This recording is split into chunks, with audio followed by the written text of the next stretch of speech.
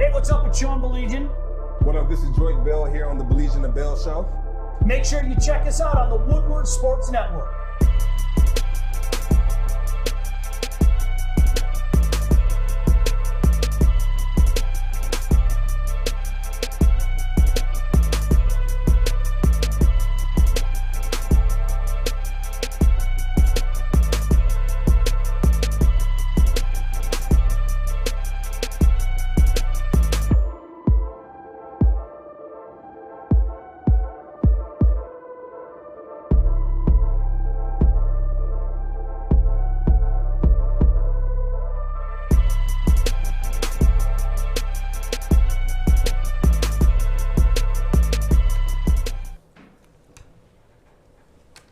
What is going on Monday morning? So glad you could join us. He's Joique Bell. I'm Sean Baligian. Another week of Woodward Sports here on the Woodward Sports Network. Joique, what's Monday? I'm trying to catch up with this. What are we doing on Mondays? Well, today's going to be Motivational Monday. Motivational Monday. Motivational Monday, and then we also have Marijuana Monday. Okay. So we have a little bit of both. I'm in. So I think the first hour will be Motivational Monday. Last hour will be that. We'll all right, tap in my bit of motivation, this wretched year is almost over. 11 more days, all right? 2021's got to be better, right? Got to be better. Got to be better. Got to be better. In every way, shape, and form. And hopefully the Lions are going to be better as well. Listen, so many things to take care of before we start getting rid of the Lions. Contrary to public and popular belief, that PS5 is not Joique Bell's. We are going to give it away today at noon. I know Joique wants one. Maybe if somebody can find a PS5, we can hook Joique up, but we are definitely giving that one away, Joique. This one is going away. So for everybody that's hitting my DM, when I posted that we're giving this away to a lucky winner, I'm not choosing the winner. It's not me. I have no say-so. But we will be announcing the winner today on the show, so stay tuned. And I think I might tweet out something in the middle of the, during our next break and let people know that tune in today to see if you win. Tune in today. Got to do it. Got to do it. Got to do it at noon. We're going to ask Stick to come back in here. It's not like the guy's busy running around doing 800 things, but Stick, Joey, maybe if Krissy's around, they can come in here. We'll let people know who won. Let's all three come back in here. The whole crew. The whole crew comes back, so when we announce the winner, everybody that follows me, these are the people to attack. So we're going to bring them back in later so you know it's not me picking a winner. We actually only got 2/3 today. What? Oh, she's not. She's gone. I forgot she went back to Jersey. Oh, did she? Yeah, she went back to Jersey. Krissy, enjoy, all right? Seriously, enjoy. Shout Absolutely. out Krissy. Follow Krissy Radio. So we've got a recap of yesterday. Here's a cool thing. You're going to see more and more of this. See this beautiful background over here? Pretty soon we're going to be having guests appear on the background over there. We've got the videos up.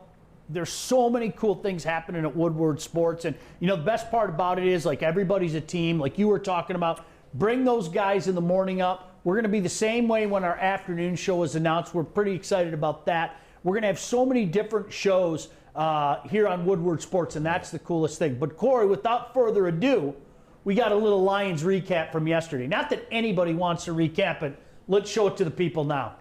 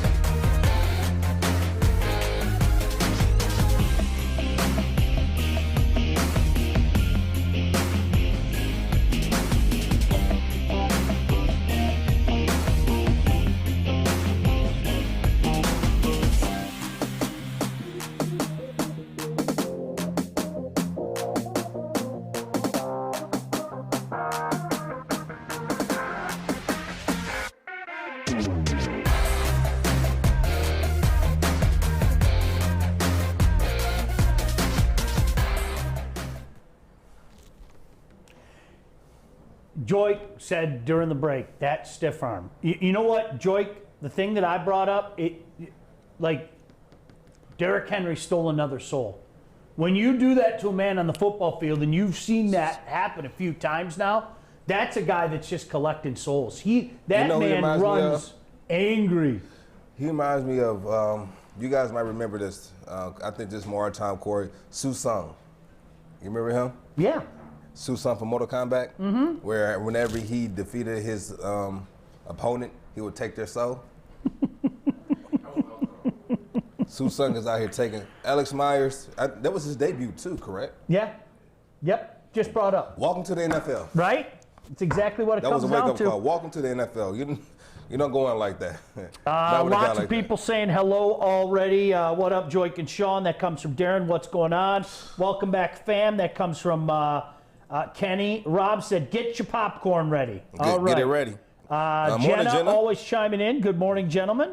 Morning, Jenna. You know what, though? I got a call yesterday and say that, we have a lot of people watching on our YouTube Live as well, so we should be tapping into our YouTube Live and seeing those guys as well. So that's what you got to remember, this is a work in progress. Mm-hmm. But Joique, you're absolutely right, because we're getting there. Yeah, what we're going to try to do is we're going to try to get all platforms, so Joique and I can look down on our tablets and go, hey, this person's watching on YouTube, this person's watching on Facebook, whatever the case may be. And we're getting that technology together where if you want to chime in and you want to call in, we're going to do that as well. There's so many cool things coming up. You know what? I want to start here. Before we go back to yesterday, can we go down to what happened just an hour ago? I was talking to my man, Corey with a K, before the show started, Joique. Mm-hmm. The Lions made a firing just this morning. Literally, as I was walking in, my phone blew up. I saw it on text. I saw it on tweet. The Lions themselves put out an official release talking about it as well. And if you give me just a second, I will pull that up so I can have it fresh. I should have had that done already. The Detroit Lions announced today that Braden Combs has been relieved of his duties as special team coordinator. Now, effective obviously, immediately. Now, effective immediately. So, the story out there, there's two stories out there. Corey, I'm going to let you talk about one because I thought you had an interesting point to this. The story out there is the fake punt yesterday. He went rogue and called that himself, right? That's the one that's out there. That's the story. That's the one that's been floating around the internet. I didn't even get the alert about him being fired until you came in and told me. Yeah, Jamal Agnew, in case you missed it, even sent out a tweet that basically said, "What are we doing here, man?" Here's the tweet. What we doing, man? Come on. That comes from Jamal Agnew. Because listen, special teams haven't exactly been a problem, right? And Jamal Agnew has been a special teams demon. So obviously not sitting well. It's not sitting well. But I think we're looking at we're actually in the game, but it's a couple of statistics that play a crucial part in that loss yesterday, right? Absolutely. Right. You have, time of possession with the ball. We actually had the ball longer. They had 66 snaps. We had 65.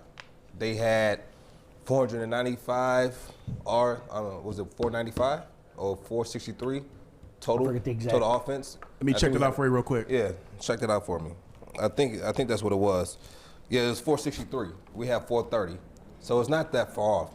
We had 300-yard pass, and they had a little bit over. They had about 263s around there. Let me see. We had first downs. We were 7 for 12 on third downs. They were 9 for 11. That's insane. First downs, we had 27. They had 28. We're not that far off. Now this is where you lose the game. We lost by 3 scores. We had 3 turnovers, and we had 0 takeaways. So when you have that number, right? When you have that number, it's hard to win a game in the NFL. It's hard to fight through that, especially when you don't have the weapons or the weapons you call it to kind of pull you out of the root. So they don't have that Calvin Johnson. They don't have the Ndamukong Suh. They don't have the golden they don't have that right now, right? They don't. And so when you get that far behind, you have these these turnovers.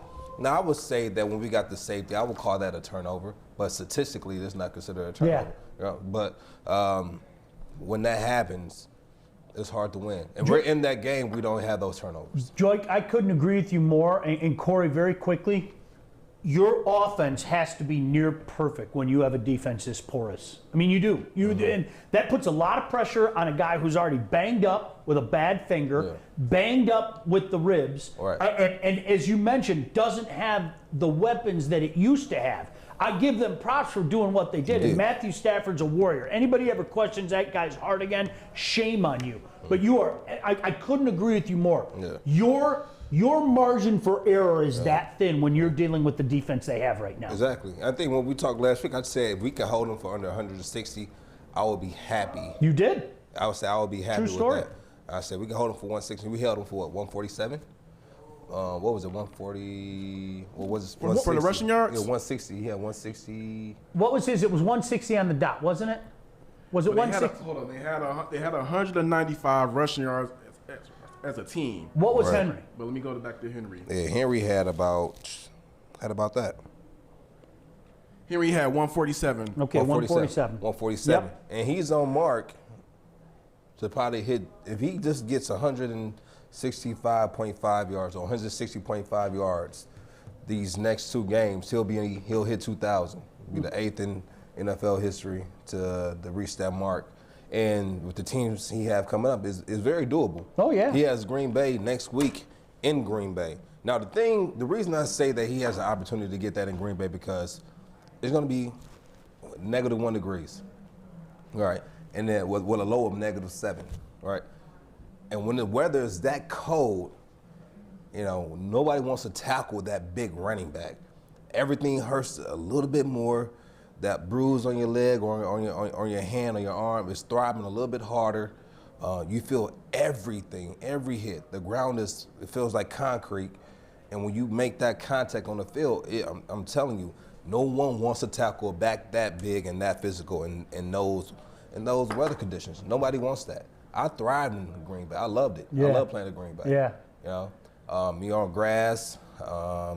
Is it the hunter becomes the hunted and vice versa? You're the guy that they put the mark on you, but in weather like that, it sounds to me like you're saying, I'm going on the attack now. No, seriously. And then you give him any type of if he gets 10 yards down the field without being touched, and he's one-on-one with a safety, that safety is definitely making a business decision. He's making a business decision. I love that quote. Nobody's about to go tackle Derrick Henry full head of steam. Sure. Going like he's gonna dive at his legs or something, but he's not trying to go put his head in there. No, they're not doing that. What's up, Corey with the gate? So I just question, Joique, in that type of environment, is the advantage for the running back? Yeah, for sure. So if you look at the Lions season 2013, towards the end of the season, Jim Schwartz would call this. He would tell me like, "This is your type of running style.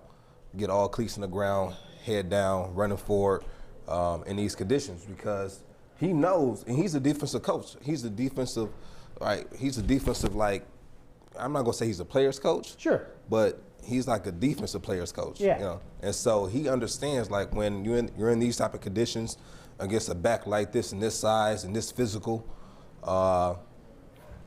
he knows that you're gonna miss a couple tackles in the open field on him. But if you could just, it's not even that time of the year now, and look what he did to Alex Myers.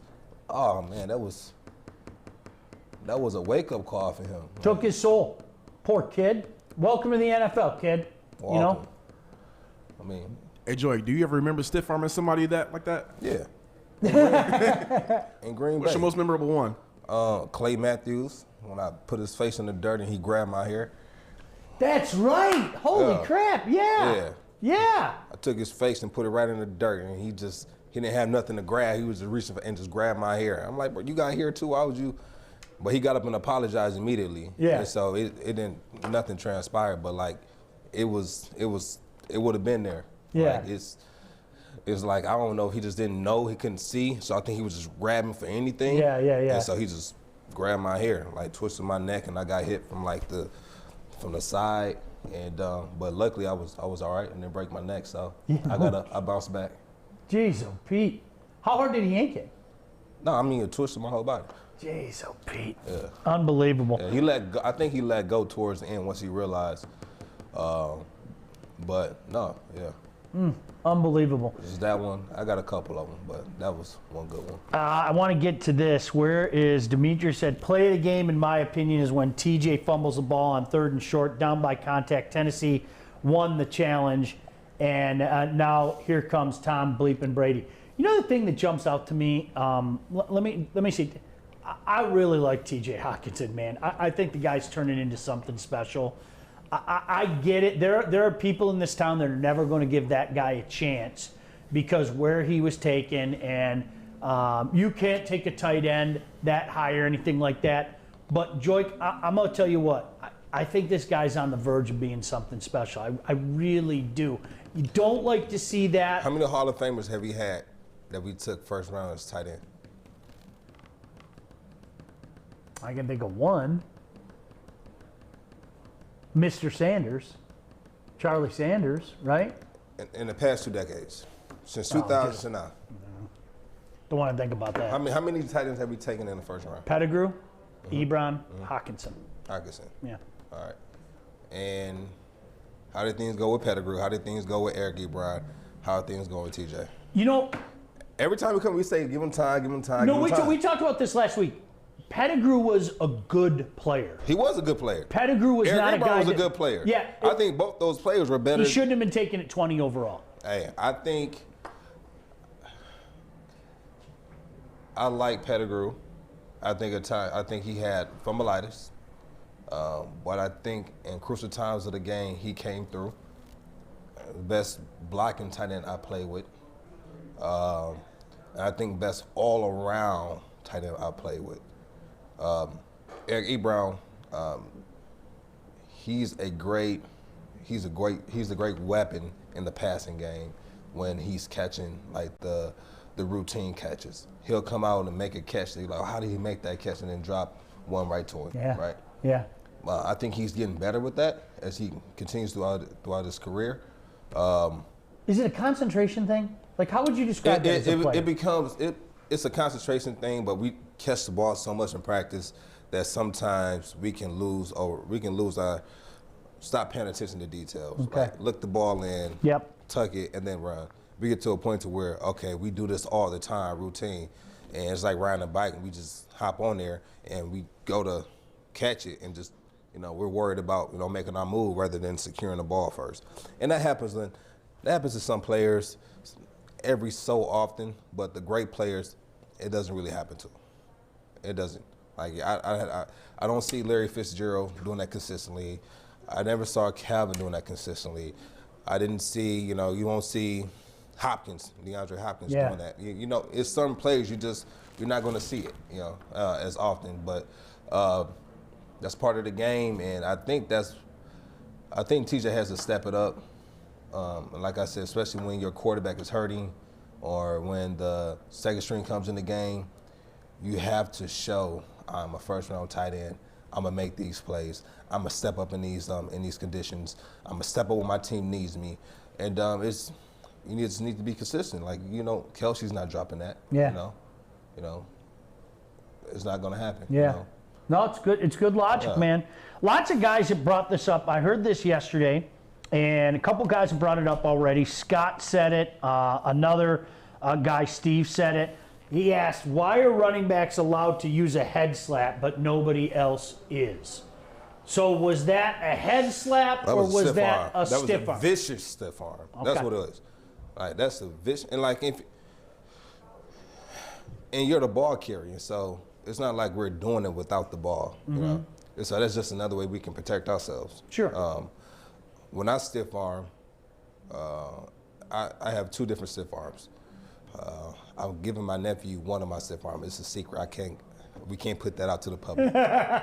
We can't put that out to the public. That's great. I gave it to my nephew. He has the opportunity to start this year in college, so I gave this to him in high school. I said, listen, work on this stiff arm. It will never fail you. Because when your DBs, the defensive players, are trained to, when you stiff arm, they're trained to grab this, like knock it down, grab it, and then like swim technique, swim right? tackle. Yeah. Like, that's what they're trained to do. Yeah. And so I figured out a way to beat that, right? Because usually when you stiff arm, they knock it down, you kind of fall forward, and then they grab you from the back of your shoulder pads or whatever it is, and they bring you down. So I have something for that. But the other stiff arm, it wouldn't be to the, well, I had 3. Sometimes it'll be to the helmet, but a lot of times it'll be in the chest. And I try to hit them right in the chest where they can't lean forward, and I can kind of push away. And I think I just have better grip on the chest when I'm pushing off. And so I have a lot of different ones. So if I don't like you, you're going to get the hand to the face and just straight disrespect. I'm trying to put it in the dirt. It's just how I play. I love disrespect. It's just disrespect, like just, you got to feel it. You got to feel it. So, yeah, man, but those are the things, like, when you play, like, you miss that part of the game. You don't miss all the other stuff, like the locker room, you know, game day, you know, the fans been out there and kind of supporting. That's what you miss the most. Not all the other stuff. Yeah. But all the other stuff comes with it. See, you know what's interesting? I'm going to go to hockey. Just hearing you talk about that. You know, the one thing that we're taught is, what's the one part of your body that's not going to move? You can dance all over. A guy like you, I've seen you run through guys, run around guys, juke by guys. The one thing that isn't going to move is right here. So I got your logo right here, and I put my head right there. If I get you, you're not going to move. So when you talked about that straight stiff arm to the chest, that's the one area you can swivel your hips. You can dip your shoulder down, but if I catch you right there, you can't move that. There's only so much you can do, but that area right there, it isn't going to move. Yeah, this is I guess they're watching our center of gravity. See, the center of gravity is like about right here, so I'm watching that. So I know which way you're going to go, kind of based off that. And most of the time, defensive players are usually waiting for you to make a move. It's not very often where they'll attempt to make a move first to come towards you unless you have your back turned and they're trying to catch you off guard. When they'll probably shoot. They're not shooting when you're looking them in the eyes. They're waiting for you to make a move first. And that's why you're taught as a receiver to step on the DB's feet when you're coming off the ball. So, yeah, back to TJ.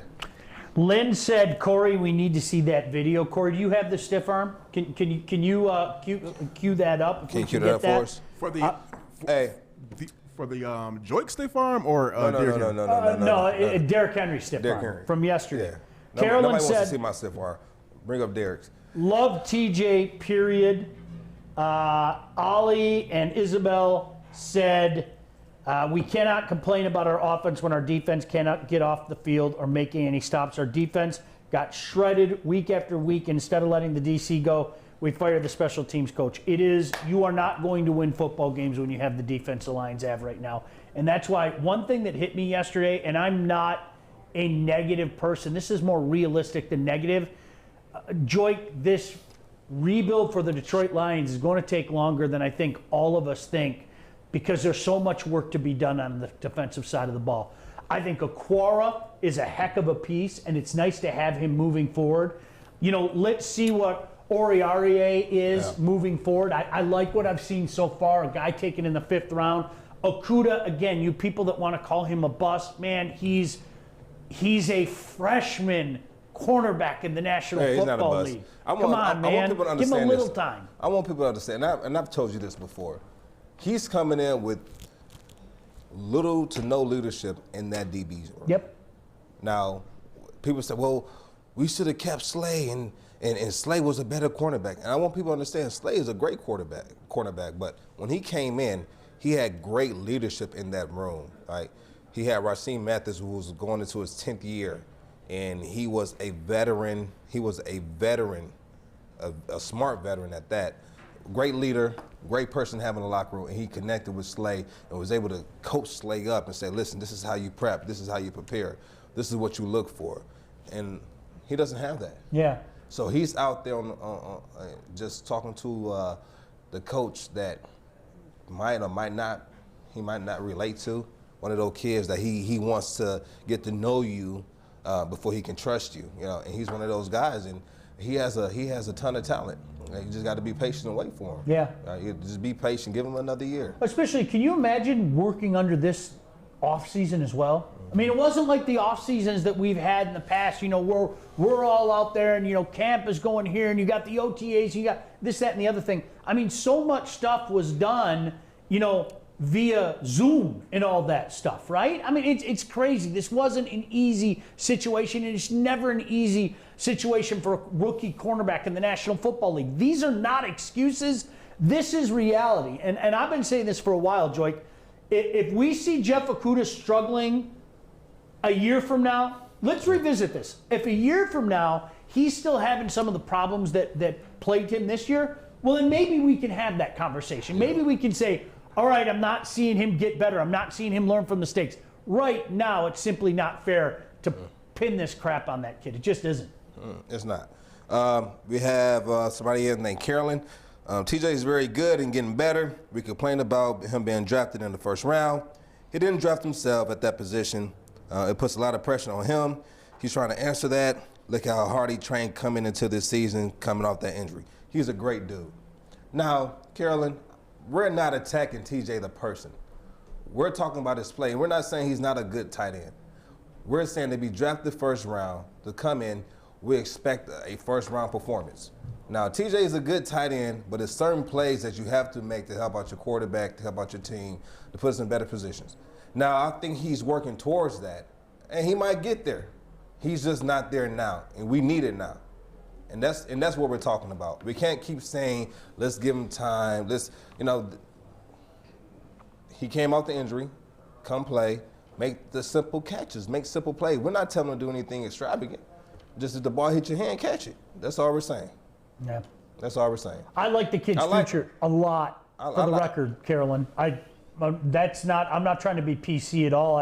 It's funny, especially Joique, one of the things that I do, I've done like a fantasy show in the past, and I do the fantasy focus for the game day broadcast and everything. Mm-hmm. And I've been saying all year, you know what, if you're talking about a fantasy weapon, TJ Hawkinson's a guy to look at in tight end must start leagues. You have to look at him. Now if you're in a league where you don't have to start a tight end, unless you have, the stud of studs, like I always drafted Tony Gonzalez. He was one of my wide receivers. Gonzo was always on my team, because, more often than not, he was going to put up better numbers than a lot of receivers did. But if you're in a tight end must-start league all day, you want a guy like Hawkinson all day. Mm-hmm. To your point, Sean, he is, out of the tight ends in the league, he's third in touchdowns and yards. Yeah, absolutely. You think about that. All right, you got the... Look at that stiff arm!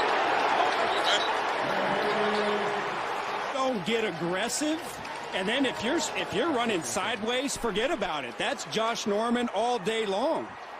You cannot tackle Derrick Henry when you both are running sideways against each other. You got to go take out his leg. Sideways, forget about it. That's Josh Norman all day long. You cannot tackle Derrick. Jeez, oh Pete. I was sitting at home yesterday because, I'm doing our post-game show, the pre and post from home, that COVID thing. And you literally, when you see that, Joique, you just go, because it is. It's like. What do you do? Like that. It hurts. It hurts you watching it, That wasn't my reaction. What was your reaction? Well, as a running back, what did you do? I did the face, but it was like a smile. And like, yeah, I miss doing that. I'm going to go in and do that to Baligian tomorrow. That's the only thing I really, I missed that part, just being able to unleash your will on another, and there's no repercussion for that.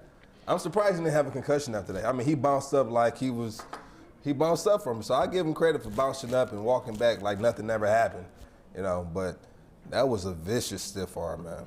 That was what Scott said again. That wasn't a stiff arm. That was a head slap with a push at the end. If a lineman did that to another guy, it's 15 yards and possibly an ejection. No, all right, get the running backs' backs here. No, it's a stiff arm. That's point blank and period. And the O-lineman is not holding the ball in his hand. So that's the way we protect ourselves. So if we can't stiff arm, what do you want us to do? Just lower our shoulder? Just lower our shoulder? No, we are... I think it's a misconception with that. I guess a slap to the head. That's not a slap to the head. That was a straight stiff arm, and it was vicious. and it stuck there, and it gave him a push at the end. Yeah, but that was a stiff arm. It was vicious. So I want to get I love saying that. I want to get your take on Matthew Stafford and maybe some experiences that you had, because I have said this forever and a day, and this is an opportunity for me to say it again. I got all the respect in the world for this guy. Before you came with the Lions, Joique, you know, his first couple seasons, you might remember he got banged up, and there was a quote out here. I don't know where it started, but people called Matthew Stafford China doll. People used to call Matthew Stafford a China doll. Imagine that, a quarterback that isn't being protected getting injured in the National Football League. Go figure. Matthew Stafford has taken that personally in his career. Matthew Stafford has played through so much crap that we don't even know about, right? And you had an up-close look at it. I got all the respect in the world for this guy. I firmly believe this is a guy that when he leaves Detroit, people are going to understand how good he was. I firmly believe that. Like all of a sudden the epiphany is going to hit and they're going to go, he was a lot better than I gave him credit for. I've always been in this opinion, and I told you this. I think the people that call him great, do I call him great? No, I don't call him great. I think great's overused. Do you know what great is to me? Great is Walter Payton. Peyton Manning. That's great. Matthew Stafford is a good quarterback, and there's nothing wrong with that.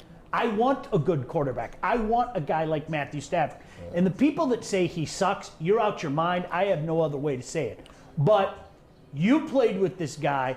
You watched him grind through some serious crap. There's stuff that we don't even know about, I'm sure. What's your respect level for 9? Through the roof. Period. I think we talked about this before. Like every quarterback I play with, like I played with the Peyton Manning, the Mike Vicks, the Drew Brees, and each quarterback had their own quality of the way they led a team. Mike Vick, the way he led a team was through his athleticism. Drew Brees was through that team camaraderie, making sure we stayed together, we were tight-knit.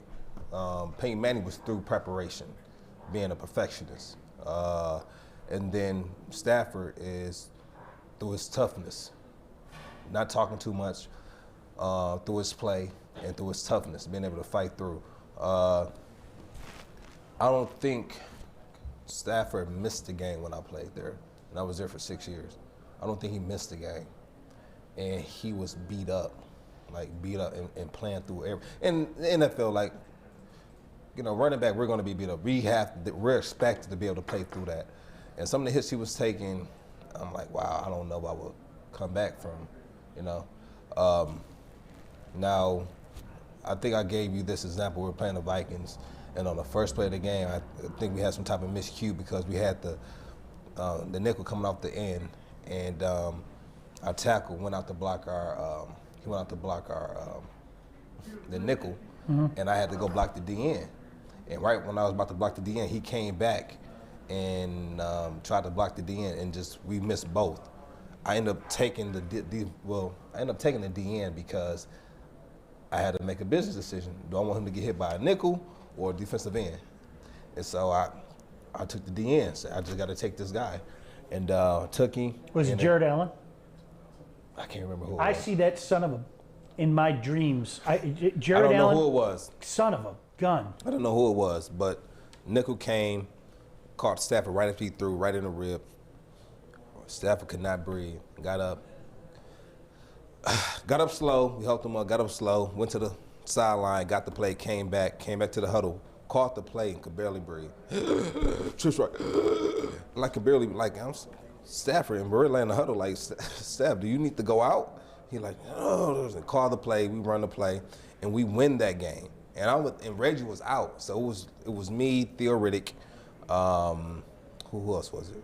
I think it was me and Theo taking all the snaps. And so fast forward, we win the game, and he finished the whole game, never came out. Tough cookie. No doubt about it. To Joique's point, he was correct and then some. Stafford has not missed a game from 2011 to 2018. During that period, he missed no game. Yeah. Yep. Yeah, so I got there in 11, left in, I guess after the 16th season, so I was there until like March of 17. And then, yeah, he played every single game. Not bad for a China doll, huh? Not bad at all. And so that's when he earned my respect. I think that was like our makeup, tough, built for tough. Definition of that right there, the epitome of it. He showed me the video before the show started, Corey, before his time here. And this was the year after you left Wayne State. I told you, like, for years, I would do either the radio post-game show or the television pre-game show. And once a year, I would say, I'm dad today. I'll do the pre-game show, but after that, leave me alone. I want to take my son to a game. And we were at that Browns game. And you know what? And it's funny because I remember people back then like going, why are Lion fans going crazy about this? Why is everybody talking about this? And my response is, why are you a sports fan? If you can't get happy, I don't care that the Browns sucked. I don't care. It meant nothing to me. I don't care that the Lions sucked. It meant nothing to me, okay? In that moment, when you're at a game with your son and your quarterback's shoulders falling off, you're literally watching him run down the field like this, and he throws a touchdown on the last play of the game to win that game, what's the matter with you? Don't you have a heartbeat in your chest? And so many people are like, typical Lion fans going crazy over a game that means nothing. And it's like, don't you like joy? Like, seriously, you can't get excited about that? Here's our young quarterback, literally, again, to what you... Was that his second year? Was this his first or second year? That was his first year. First year. Literally his first year. He's running down the field like this, throws the touchdown. The guys run out to celebrate with him, and he's going like this. No, because he's protecting his shoulder. It was incredible. It was so much fun. And in that moment, like I always say, I get it. The Browns were terrible. I get it. The Lions were terrible. You had to be in that building. It was awesome. You would have never known that these were two teams that had a combined 3 wins. You'd have never known. I mean, it was the place blew up, and it's like, man, if you can't appreciate something like that, if you can't find the joy from something like that, why are you here? Yeah, what are you doing? I mean, are you a sports fan? So, oh, you're accepting the Lions' mediocrity. No, I'm enjoying an incredible moment. Yeah. I mean, that's what's going on here. So. You showed me that video, and it was funny because, I mean, immediately, I can't believe that's been 11 years ago, man. It's crazy. Dang, it has been 11 years. 11 stinking years. So let me read some of these. Somebody asked, Joique, this is an interesting question. Yeah. Do you have any interest in coaching? Is that something you'd like to go into? I've been asked that question countless times. And right now, no. And the reason I say that is because it consumes your life. So I have a lot of respect for coaches. I had a coach who loved the game so much and he also had a family. He loved his family very much, obviously. And so he sold his house in Detroit and let his daughter and his family move back to another city in another state because she was playing travel basketball. So he sold the house, and you know where he was living? He was living in his office, bought a cot from Art Van, and stayed in his office all day, every day. Go to sleep on the cot, get up, work. That's all he did. And then when he had time off, like a day or two, he'll drive to go see his family, and then come right back and go right back to his office. That's the life as an NFL football coach. You know what? I'll tell you what. On that note, when we come back, we got to pay some bills. I'm going to tell you exactly what I think Joique's job in football should be. And I'm going to see if he agrees with it, because I've known him for a while, and I think he would excel in one area of football now that his career is done. He's Joique Bell. I'm Sean Baligian. Don't forget, coming up at noon, we're going to give that bad boy away, that PS5 as well. Got to talk about the college football playoff. But when we come back, I'm going to tell him what I think he would excel at. Don't go anywhere. Tap in.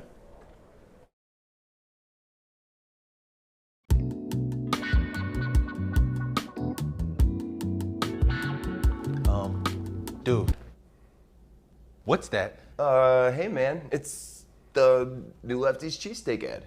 Lefty's cheesesteak ad? Yeah, Lefty's cheesesteak ad. So you're watching the ad, or this is the ad? Kind of both, actually. Stop watching this ad and come into Lefty's Cheesesteaks for the real thing today. I'm Lindsay Broadwell. I know the beauty of Waterford just like you do. That's why I live here. I also know the data points and the inventory to help you buy and sell your home. If you want someone who knows what your home is truly worth, My name's Lindsay Broadwell, the Waterford realtor that actually lives in Waterford. Hi, I'm David Hall from Hall Financial. On behalf of our entire team, we want to wish you and your family a happy holiday season. Our team is grateful that we were able to help so many Michiganders refinance their home and purchase a new home in 2020. Happy holidays from Hall Financial. Welcome to Grow Green, the green standard for garden supplies here in Michigan over the past 10 years. We offer the best gardening and lawn care products and have an extremely knowledgeable staff to help you create your dream garden or make your yard the envy of the neighborhood. Shop the store located in Whitmore Lake or online at growgreenmi.com. Delivery and curbside pickup available. Grow Green, making Michigan greener one grower at a time. We wake up every day with a choice. Keep going down the same unfulfilling path or start chasing the life we dream about. At Northwestern Tech, we want to make that choice easier by allowing you to keep working your job while training for a real career in heating and cooling. And our hands-on program is only 10.5 months. So getting in the field and building a career and actually waking up with a purpose could be a lot easier than you think. Northwestern Tech, the HVAC school that works. Hey, 11:40, 40 minutes after 11. Good morning, everybody. It's a manic Monday morning indeed. You got your Christmas shopping done? Well, that's Joique Bell. When we come back on Woodward Sports, here's ODB.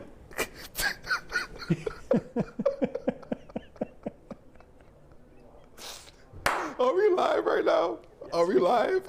Oh, God. Cheesy DJ boys, good morning. It drove me nuts growing up hearing guys talk like that, man.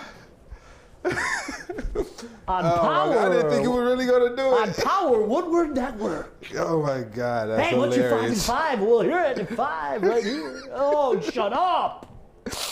Oh, Good morning, everybody. Good Joique, morning. you know what? I think, this is just one man's opinion, you are a thinking man.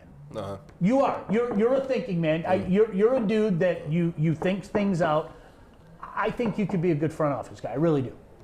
Is that something that would pique your interest? Depends on what that front office job is. Okay. Yeah, but it could. Would you work in a scouting department? I have to think about it, because that involves, again, been on the road a lot, been away from your family a lot, and I'm a family man. I have to be close to my kids. So, I hear you there. Yeah, I have to be close to them. So I think football has taken a lot of my life, as far as the training, the traveling, the practices, the game days. It's taken a lot. So I'm enjoying being able to sit back and go to my son games and go to my daughter recitals and stuff like that. I enjoy that now.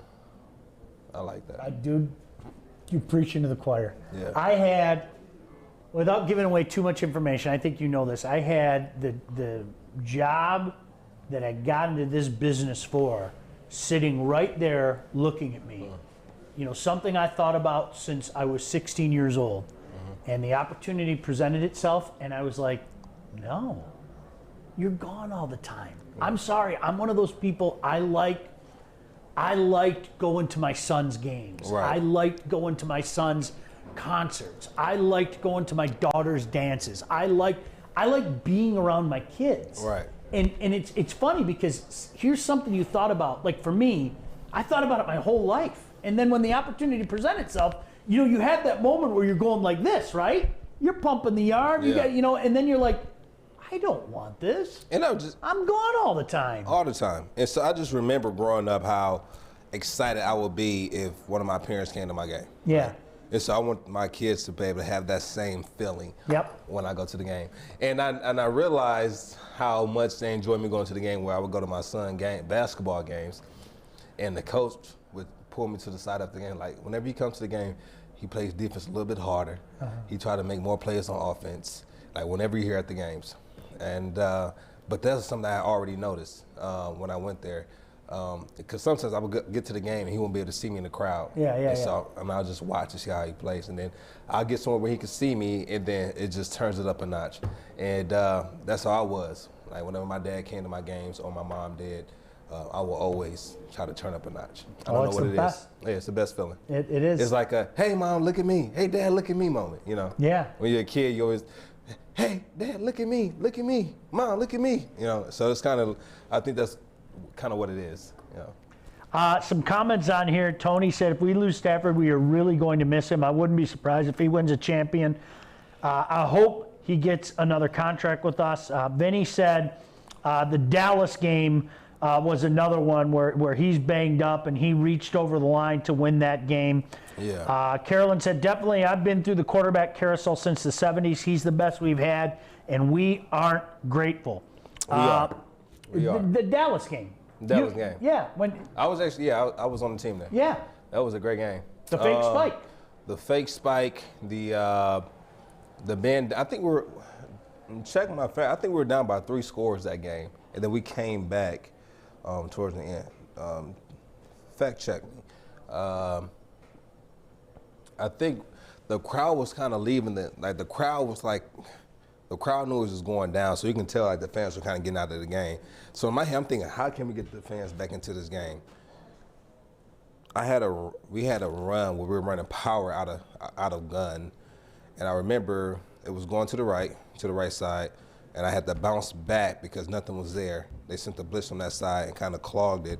I cut back across the field. I think I ended up getting about 15, 16 yards, something like that. I think we were like around our 30. And then after I got the first down, I kind of did this to the crowd, and the crowd started to, they started to chill a little bit louder. And that gave our team some more energy. And then we end up going down. I think I ended up scoring that drive on like a 1 yard, like push through. It was like a 1 yard goal line. And they came back, I think we were down by 3. Yeah, and then I don't know who scored the second. Was it Golden Tate? I think who scored the second one. And then I think we came down on the last drive where they had 9 mic'd up. And we got down to, I think he threw a pass down to Calvin down at the 1, and Calvin tried to get in the end zone, but they downed him at the 1. Riley thought we scored and ran off the field. And so we're like on the goal line, and Stafford's yelling at Riley Reed, Riley is a full sprint from the bench all the way down, and he called like the fake spike, which everybody thought he was spiking, even we thought that, and he hiked it and just dove over the top. So none of you guys knew that? None of us knew. That's great. None of us knew. And we were like, when he did it, we were like, what, wait. And they called touchdown, but they reviewed it because they didn't think the ball went across. And if so, they were going to place the ball down at the 1. I don't think we had any more timeouts left. So the coach gave Stafford the play, and the very next play was to me on a dive right up the middle. So we were going to win or lose that game on my back if they didn't call that a touchdown. Yeah. We didn't have any more timeouts. We had to be on the ball, ready to go once he put the ball down. So we were already lined up. And but they ended up calling the touchdown. We won. And that's probably one of the best games I played here in Detroit. It was phenomenal. It was phenomenal. We had a lot of great games, but I'll always remember that game. Always. So many comments here. Always appreciate you guys chiming in. Vinny said, my favorite is people bitching about Stafford saying he sucks. Okay, then if he sucks, who do we replace him with? There's nobody coming to mind. He's the best quarterback we've ever had, period. That is the $1 million question. I do not understand why people say that Matthew Stafford sucks. You can't quantify. Do you know what people always come back to? He hasn't won a big game. And it's like, no, that is not his fault. Yeah. He is the least of the Detroit Lions' worries for a long, long time now. Yeah. What they say is that whenever we win against a winning quarterback, against a team that has a winning record with a winning quarterback, his record is significantly low with the wins. That's what they go to every time. Mm-hmm. I don't think they look at what he brings to this team, the type of leadership he brings to the team. They look at just numbers. You can't measure a man's heart. All right? You can't measure a man's toughness. There's no stats for that, And I think that what he brings, the intangible things, things that you can't touch, only things you can see. So for me, I like him being here, And if they do want to replace him, I don't say they just get rid of him.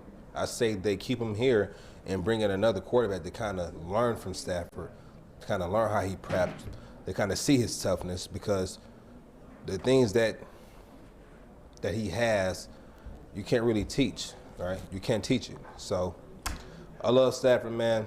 Much love, but like I told him, like I told Kelly, like you guys have to do what's best for your family. 1,000%. Do what's best for your family, and you know, do what you feel would be best for you. Go to where you feel love and where you want to play, and they love you. So you know, I know we love you here. No, I was going to ask Joique, you said that you don't feel the Lions should go ahead and get rid of Stafford immediately, which I do agree with, but do you feel that they missed the opportunity to draft a good QB as his successor to groom him, like when they passed up on Tua and Herbert, or was this hindsight being 2020? I can't hear you. Repeat that. With the Lions, you said that the Lions should not go ahead and get rid of Stafford immediately. They should, keep him around. Do you think they missed the opportunity to draft a good successor in like Tua or Herbert? No. There'll be more quarterbacks out like him coming out. There'll be more. Well, that's what I'm going to be interested this year, because if you follow Tankathon, where are they going to draft? They're going to draft around 10. I mean, there are a lot of teams that are worse than them right now. So to your point, Corey, you almost got to say, who's going to be left? And this is what and Joique's 100% right. We don't know what the board's going to look like. We don't know where they're going to end up. So we're having these conversations kind of blind, not knowing what happens in the last two games, not knowing what other teams do. But, what can you get around 10? Well, I'll tell you what you can get around 10. You can get a guy like, Patrick Mahomes at 9. You can get a guy like Justin Herbert, who is right around that area as well. So to the doom and gloom out there, the possibility exists that you're going to get that guy. Hell, you can get a guy like Aaron Rodgers well into the 20s and everything. But right now, I think with this franchise, it's always the fear of the unknown. We don't know what the future is going to look like. We don't know who the general manager is. We don't know who the coach is. We don't know where they're going to draft. And that's why it's learned behavior for all of us. It's, oh my gosh, be afraid. All right, I got you. It's crazy stuff. I got a question for you. You got 4 quarterbacks. You got Russell Wilson, Pat Mahomes, Aaron Rodgers. No, I'm not gonna do that. I'm gonna do Big Ben and Stafford. What's on you taking? Today? Are you talking about today or career-wise? Career. We'll do both. We'll do career first. Who are you taking? Just say a name. You don't got to give no statistics. Just give a name. So you're saying Mahomes? Mahomes. Wilson. Yep. Stafford. Yep. Ben. Roethlisberger. I got an answer. I'll wait for yours. I got an answer. Career, I mean, Do you want me to answer? I'm still willing to bet on Patrick Mahomes. I would bet on Patrick Mahomes. That's how much respect I have for that kid. I was in between Mahomes and Wilson for career. Now, why are you saying Mahomes? I think what his skill set is really fits the National Football League today. And because he's still so young, I love Russ. I don't think Russ gets the credit he deserves to this day, okay? Yeah. But Russ has some wear and tear on him. There's still tread on the tire, but there's not as much tread as there is on Mahomes. I think what the NFL is today, and especially the system he's in, I'm willing to bet that Patrick Mahomes wins multiple championships. Okay. Who you think has the better arm talent out of those 4? Stafford. Oh, Stafford. Stafford. Unquestionably. To me, unquestionably. I would put it Stafford, Mahomes, and then Ben and Russell's a toss-up. I don't think, Joique, people, and I used to say this all the time, if people listen to me on the radio. I don't know, man. I'm going to let you speak to this, okay? I don't think people still get. I don't think people still get how strong Matthew Stafford's arm is. Honestly, to this day, I used to see it at camp all the time. We're talking about arm talent, not just how far you throw, but like just. I know Stafford is known for his no look. I caught a couple of those. Yeah. The no looks, like ball is just up on you now. I think. I don't know, man. Pat Mahomes he has a gun on him too. But I know I've seen Stafford throw a 73 off a flip your hip and no drop step, just flip the hip and hit Calvin and practice 73 yards in the air. Like I've And seen every it. Stafford deep throw I've seen, I'm not even trying to just be funny. They all look really good. Like, damn. Yeah, it's. I always used to say this when I was back on the radio, and we used to talk about like going out to camp, Joique, and it was funny because my partner and I would always talk about like the throws that he made, and we stopped doing it because back then people didn't get a chance to see it. They had to see it on the field. You had to see it for yourself, and if you haven't seen it now, you're not paying attention. I mean, the guy really has a special talent, and I'll go back to what Aaron Rodgers said a couple of weeks ago. Aaron said, I don't know, maybe it's because he's in Detroit and they don't win a lot. He was like, that guy is special, talking about Matthew Stafford. And that's coming from Aaron Rodgers. Right. Aaron Rodgers kind of has a reputation of not being that guy that's going to show others love. And to me, it spoke volumes that he showed number 9 love. Yeah, I mean, they've been playing against each other for over a decade. Yeah. Now. Over a decade now. So I think I think they might be the only 2 quarterbacks that are still on the team that's been there for the past decade. Fact check me on this. What's the record between Aaron Rodgers and Stafford? Looked it up right now. All right. Some comments in the meantime. Nick said that was great. The DJ voice, thank you. Vinny said that was awesome. Sean, thank you. Kenny said, traffic and weather on the 2s. Yeah, that's what we're doing at 11:55, 55 minutes after the hour 11. Hey, don't forget, Joey Radio. Is he crazy and zany? He's going to be in just about 5 minutes. And we're going to be giving away this PS5. But first, hey, the man, the myth, the legend, ODB on Woodward Sports. Who was ODB? Old Dirty Bastard? You remember Old Dirty Bastard? Yeah. Nick said, let's hear Sean do weather with that voice now. Kenny said the final drive when Stafford hit, I believe, Durham on the sideline for like 40 yards. That was the Dallas game. Well, hold up. Wasn't that the Dallas game? Chris Durham, when Chris Durham came in? I think on the left side, on our sideline. Well, yeah. I think it was on our sideline. Yep. I think I remember that. Steve, we were talking about this earlier. The Browns game, dislocated shoulder, came out. Browns called the timeout.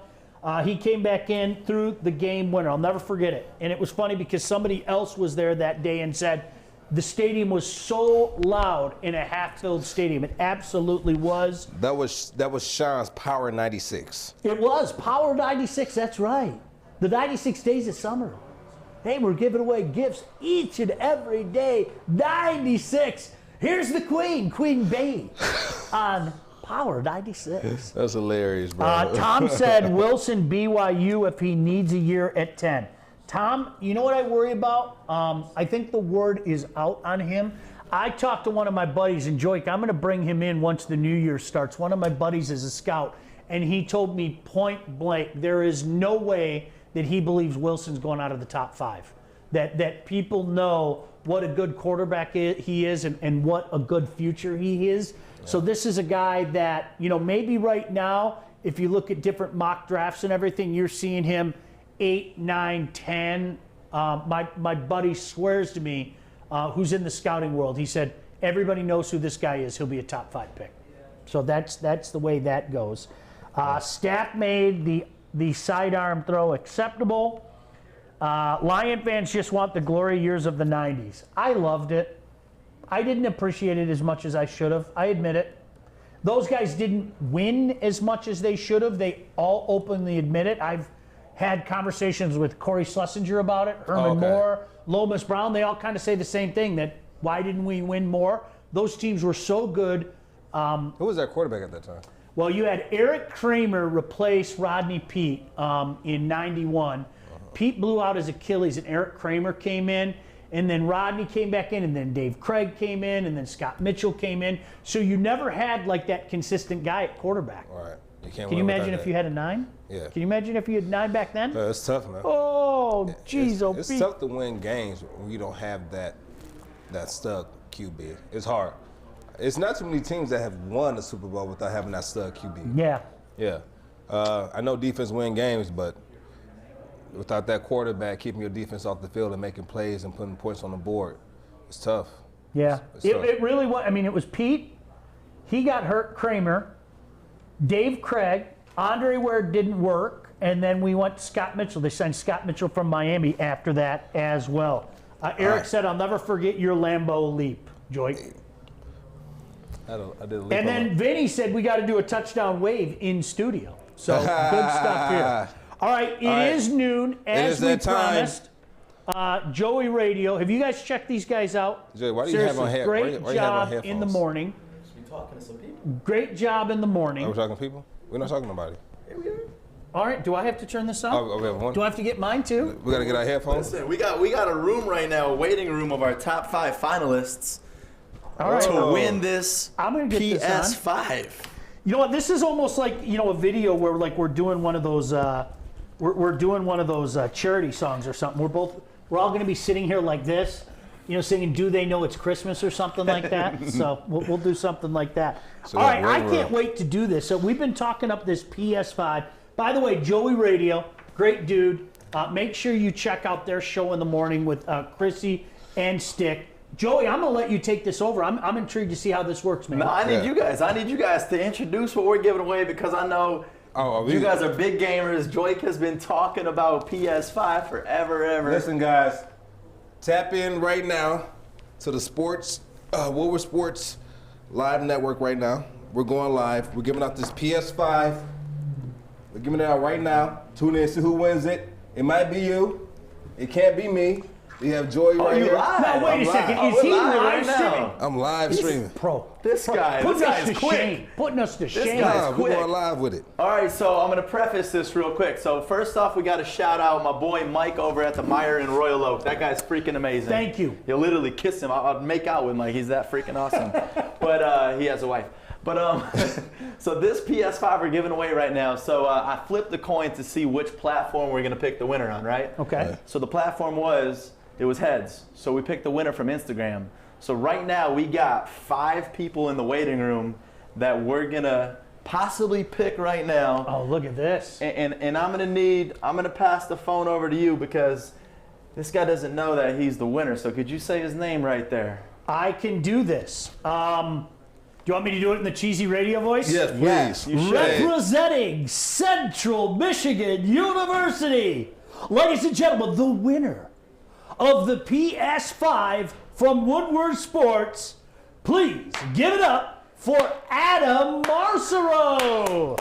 Let's go! Let's go! What is up? Let's go! Adam, congratulations. Thank How you doing, man? You all right? Yeah, we got you. We got you. Now, are you up in school right now?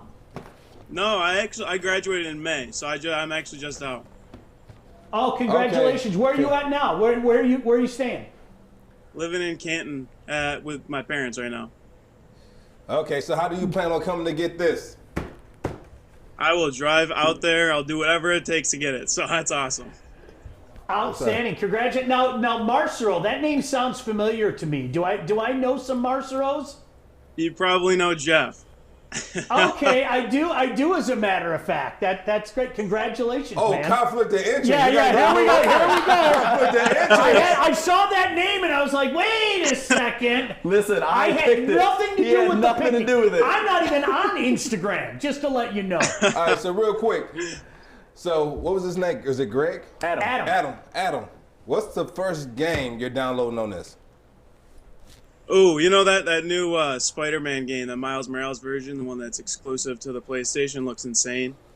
Definitely that game. Okay, so you're not downloading Call of Duty? Probably a little bit of Call of Duty too. I was going to say that as well. So are you tapping in on Wednesday for our Call of Duty fight night? I will. Why not? All right. Hey, Good stuff. Sure. Adam, props, man. Joique wants this thing so bad right now.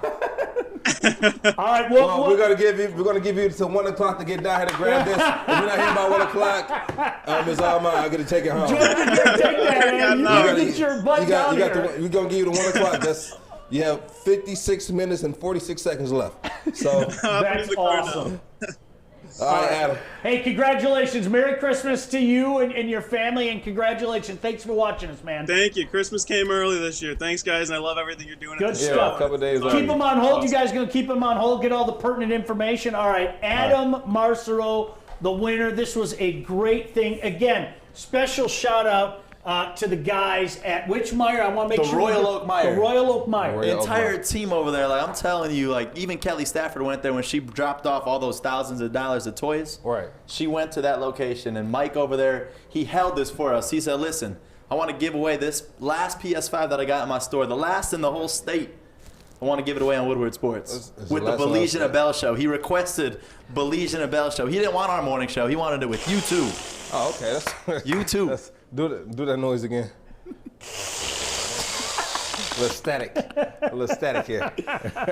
Hey, thank you, man. Thank you. Great stuff. No, I appreciate shout it, out. Joey. You guys are the best for doing that. Great giveaway. I mean, we're going to be doing so many cool things like this on Woodward Sports. Get I mean, out here, that's what's so much fun. Make sure you check these guys out in the mornings. The best way to wake up. It's like a cup of coffee in the morning. That's right. Stick, Joey, Krissy, they got you taken care of all morning long. All right, good stuff. Now can I take these earphones off? Yeah, we can take them out. That was kind of funny because it really was like it was Joique. It was like we were singing some, Christmas song for charity or something like that. We were the Woodward Sports Singers getting that headphone in, trying to listen to that. We were. Chat with Adam. So different. That's going to be cool because, again, coming up in the new year, some of the guys that we talk about, and I know we have a special guest coming up one day next week. We're going to have a lot of guests. If they can't come in, what we're going to do is we're going to get them on the board just like that. And you're going to see it on the board here at Woodward Sports, and we're going to be able to have a conversation just like that. So it's fun. So congratulations to Adam from Canton. He is the winner of the PS5. Now, you got to tell me, because it was funny. I asked my kids when we went through the what do you want for Christmas game. Yeah. My son is 21. My daughter is 15. My daughter had no interest in getting a new game. She's happy with what she has. And I asked my son, and he was like, nah, you know what? I'm good to wait. What is it about the PS5 that has everybody losing their minds? I don't know. It's a PlayStation. Really? Is that what it's simple as it? PlayStation. It's PS5. Corey, is there some Legendary. hook that I'm not aware of? Because we posted the PS5. We're giving away a PS5, and we're also giving away an Xbox Series. Xbox Series 1? Xbox Series X. Yeah, we're giving that out, and that's the newest Xbox, correct? That's correct. Right, and so we put that on our page, and when we put the PS5, we got like 1,500 comments, and we posted that, we got like 20. It's just the PS5. People love the PlayStation. Yeah, it was funny. I felt like I kind of thought like, is this going to be like one of those Christmas movies where I'm looking for like the last Cabbage Patch doll or whatever the case may be? And both my kids were like, eh. So I was like, cool. They didn't want the PS5? No interest. Good. Both of them. My daughter likes the handheld ones. I don't know what it's called. So she plays. Have your son ever played the PlayStation? Yeah, we have the PS4. And he doesn't want the PS5. He has no interest. I was like, I can search for it, and he was like, no, I'm cool. Yeah, okay. He can wait. He'll get it when it comes out. Yeah. This is no rush. Yeah. What's up, Corey? No, I was just going to say that it's just like PlayStation has a cult following in general. I mean, Xbox does as well, but PlayStation's been out a little bit longer, so people just like to stick with what they know, I believe. And also, a lot of people just think it's a powerful system. Yeah, but I think it's weird because I think the Xbox Series X, I think it has more storage than it does than the PS4. But I mean the PS5. But what's the storage for the PS5? Hold on, I don't know, but Kenny said, I've heard the Xbox has been having issues. Kenny said, I haven't had any issues yet. I think the PS5 is more hot right now because of the exclusives. Spider-Man has been incredible so far. Yeah, and that's exactly what our winner Adam said too. That it's been off the hook. Lynn says flashback to the Cabbage Patch frenzy. Laugh You out have loud. no idea. 825 gigabytes. It was the Cabbage Patch. You guys should look that up. There were literal. This is an '80s thing. There were these stupid, ugly dolls. There's no other way to say it. Cabbage Patch dolls are ugly. Okay? For whatever reason, one year it got, like, that was the hottest, and stores were blowing out of all Cabbage Patch dolls, right? I mean, just blowing out. And literally fist fights were happening at the store. Like, people were having fistfights. You know all those videos you see on Black Friday, you know, where there's always some yahoo that's getting in a verbal altercation or sometimes a physical altercation when the stores open up at midnight. That was everywhere with these Cabbage Patch dolls. I've only had one thing. I had to get my daughter, this was about 10 years ago. It was called the So-She Beauty Shop Kit or something. It was like this do-it-yourself beauty shop where she pretended like she was the proprietor of a beauty shop, and it was like this big. And I went to the Toys R Us near our house, up past 12 Oaks, and I kid you not, I'm walking down the aisle, I'm just casually walking down the aisle, and you know how you can kind of feel somebody behind you? Right. About 50 feet behind me, this lady just comes hurrying up. And like I'm just kind of looking at her like, what's going on? So I stopped, right? Like, all right, is there a problem? She ran right up to the thing and grabbed one of the things. Literally, and it was the last one. And it was the one that I was gonna grab. And I'm like, are you serious? Like, really? So I just kind of gave her the look and everything, and I shook my head, and the guy working at the store, it was the Toys R Us up there, he said to me, he goes, sir, you handled that about as cool as you know, you could expect. And I go, what am I supposed to do, yell at her? You know, hey, that's mine. You know, come on. You know, he goes, I'm gonna go see if we have one in the back. He had one in the back. He had one in the back. Yep, he had. He was like, that was like way cool because she's like running up on me. I'm thinking there's an emergency, so I step aside. Literally, I'm not joking. The thing's right here. I need you to get back in your camera. All I had to do was take about five more steps to grab this thing, and this lady ran up and grabbed it and just went on her way. Okay. And dude watched it all happen. I didn't yell or anything. I just looked at her like, really? Seriously? Really? Yeah. That. And is that so time they got of year? one for me. Is that time of the year? Yeah. So they got one for me, and my daughter was extremely happy about it. But let's take a pivot. About to send out a special shout out to our new producer, Kennedy. What's up? Where's Kennedy at? Kennedy's over here, our new producer. Kennedy's hiding behind the pole. Hi, Kennedy. She's behind the pole. Kennedy is now in charge of helping us to produce this show. And so she came on last week. Glad to have her. Go follow her IG. What's your IG? Broadwell K. Broadwell K. Broadwell K with a K.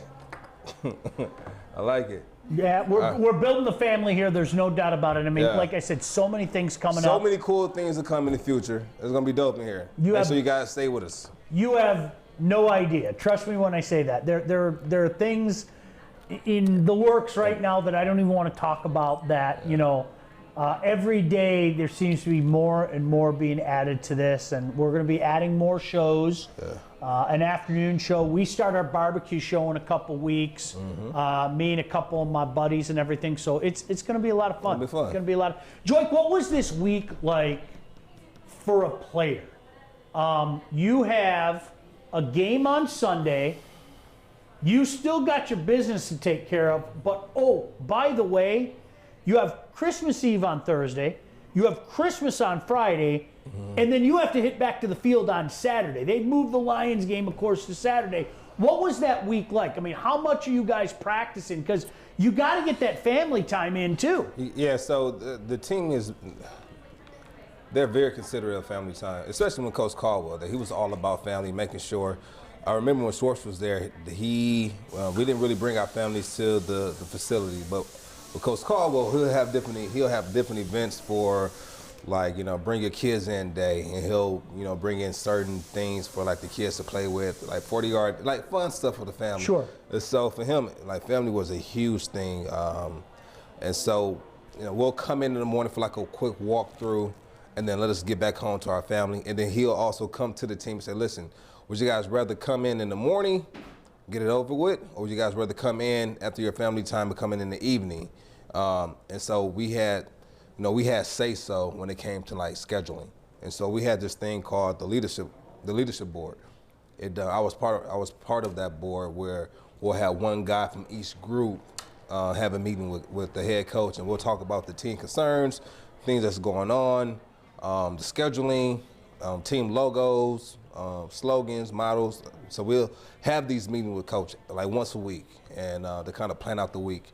And I think that was one big part of him gaining the players' respect, because he cared about our opinion. It wasn't come in and do what I say. We're a team. I'm just a coach. This is a players' game. I'm gonna have you guys involved as much as possible. And so around this time of the year, we'll go in probably a couple hours on Christmas Eve. We'll have Christmas off, come in the next day.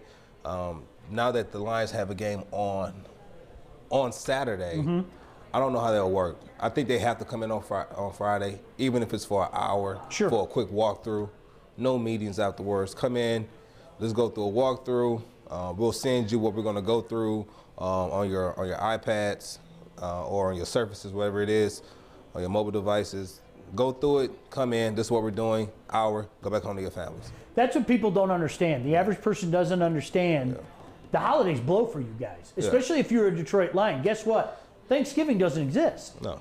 You're busy all day. Actually, now, you might go to Grandma Whammy's a couple hours after the game or something like that, but it's not the traditional Thanksgiving. You got business. No, you know what though? For me, I actually love Thanksgiving when I played. Did but you? that was me, because I have a large family that's been following me since my high school days.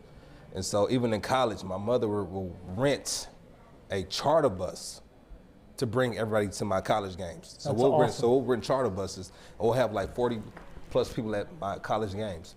So when I got to the NFL, like, I can't buy you tickets for every game, but what we're gonna do is we're gonna pick one game out the year, and I'm gonna buy anyone who wants to come a ticket to that game.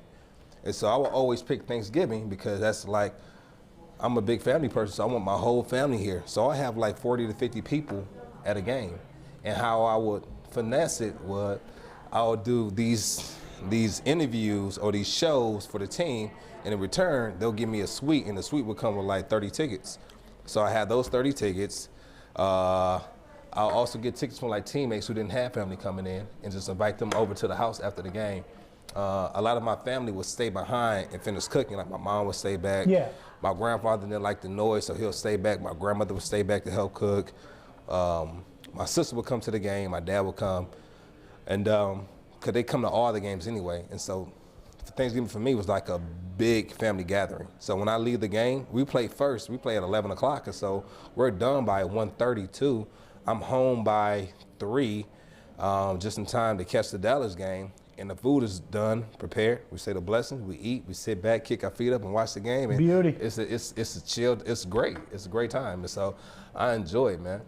You know, it was weird. A few years ago, we were doing the post-game show, and if you remember, in 2017, the Lions went into Cincinnati and had a stinker. I mean, no other way to say it. They had a stinker, basically eliminated themselves from playoff contention. And you might remember, those of you who are hopeless romantics like me, believe it or not, I am.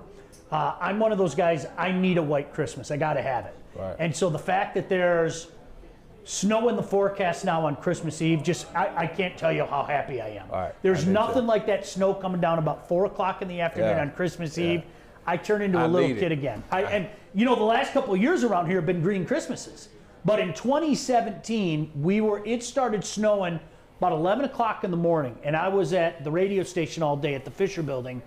And I was so pissed off that the Lions lost that game against the Bengals. I have no other way to say it.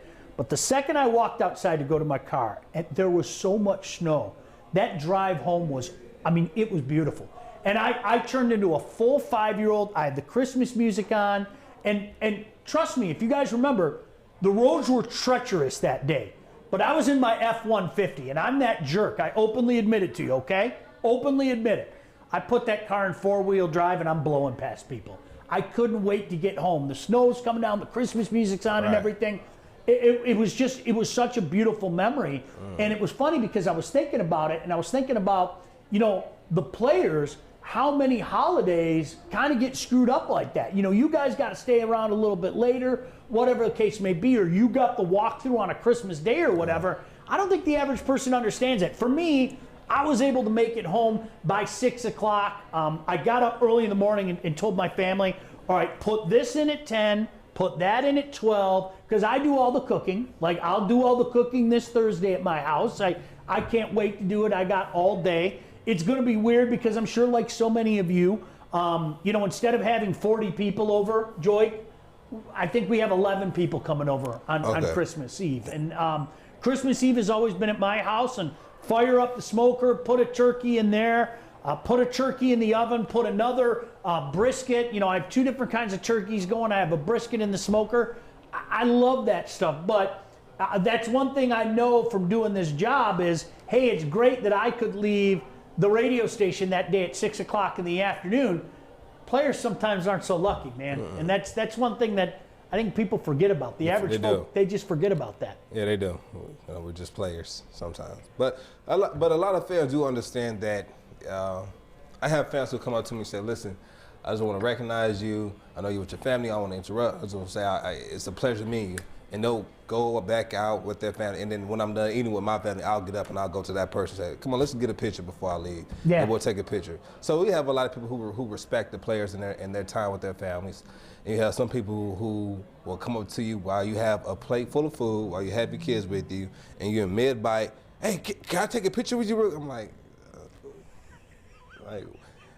they put you in these situations. Right. You don't want to be a butthole. It's just like, can I eat my food? Can I, and then we can, and then they feel, because I don't want to make any fan feel bad or any supporter feel bad. Sure. But it's times where it's just like, let me chill with my family, then for sure, no problem.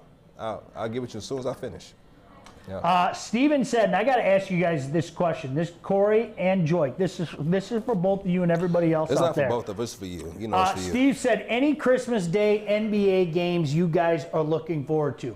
I've never been able to get into the Christmas Day NBA thing for one reason.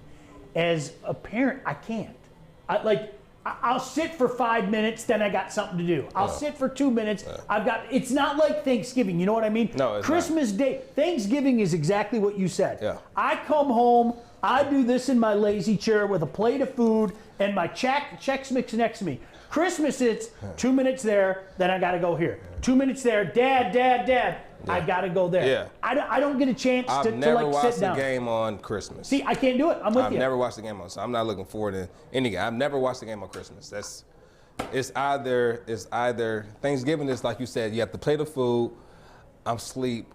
I fall asleep like at the first quarter, like in the first quarter, and I'm waking up to noise, which I love to hear. Like I wake up, and it's about the third quarter, halfway through the third quarter. And I'm like, okay, I'm good now. Go get a second play, and I'm back on the couch. Like it's the best feeling. Christmas, I'm up, I'm moving. It's too much going on. It's presents been open. I got to help clean up the mess.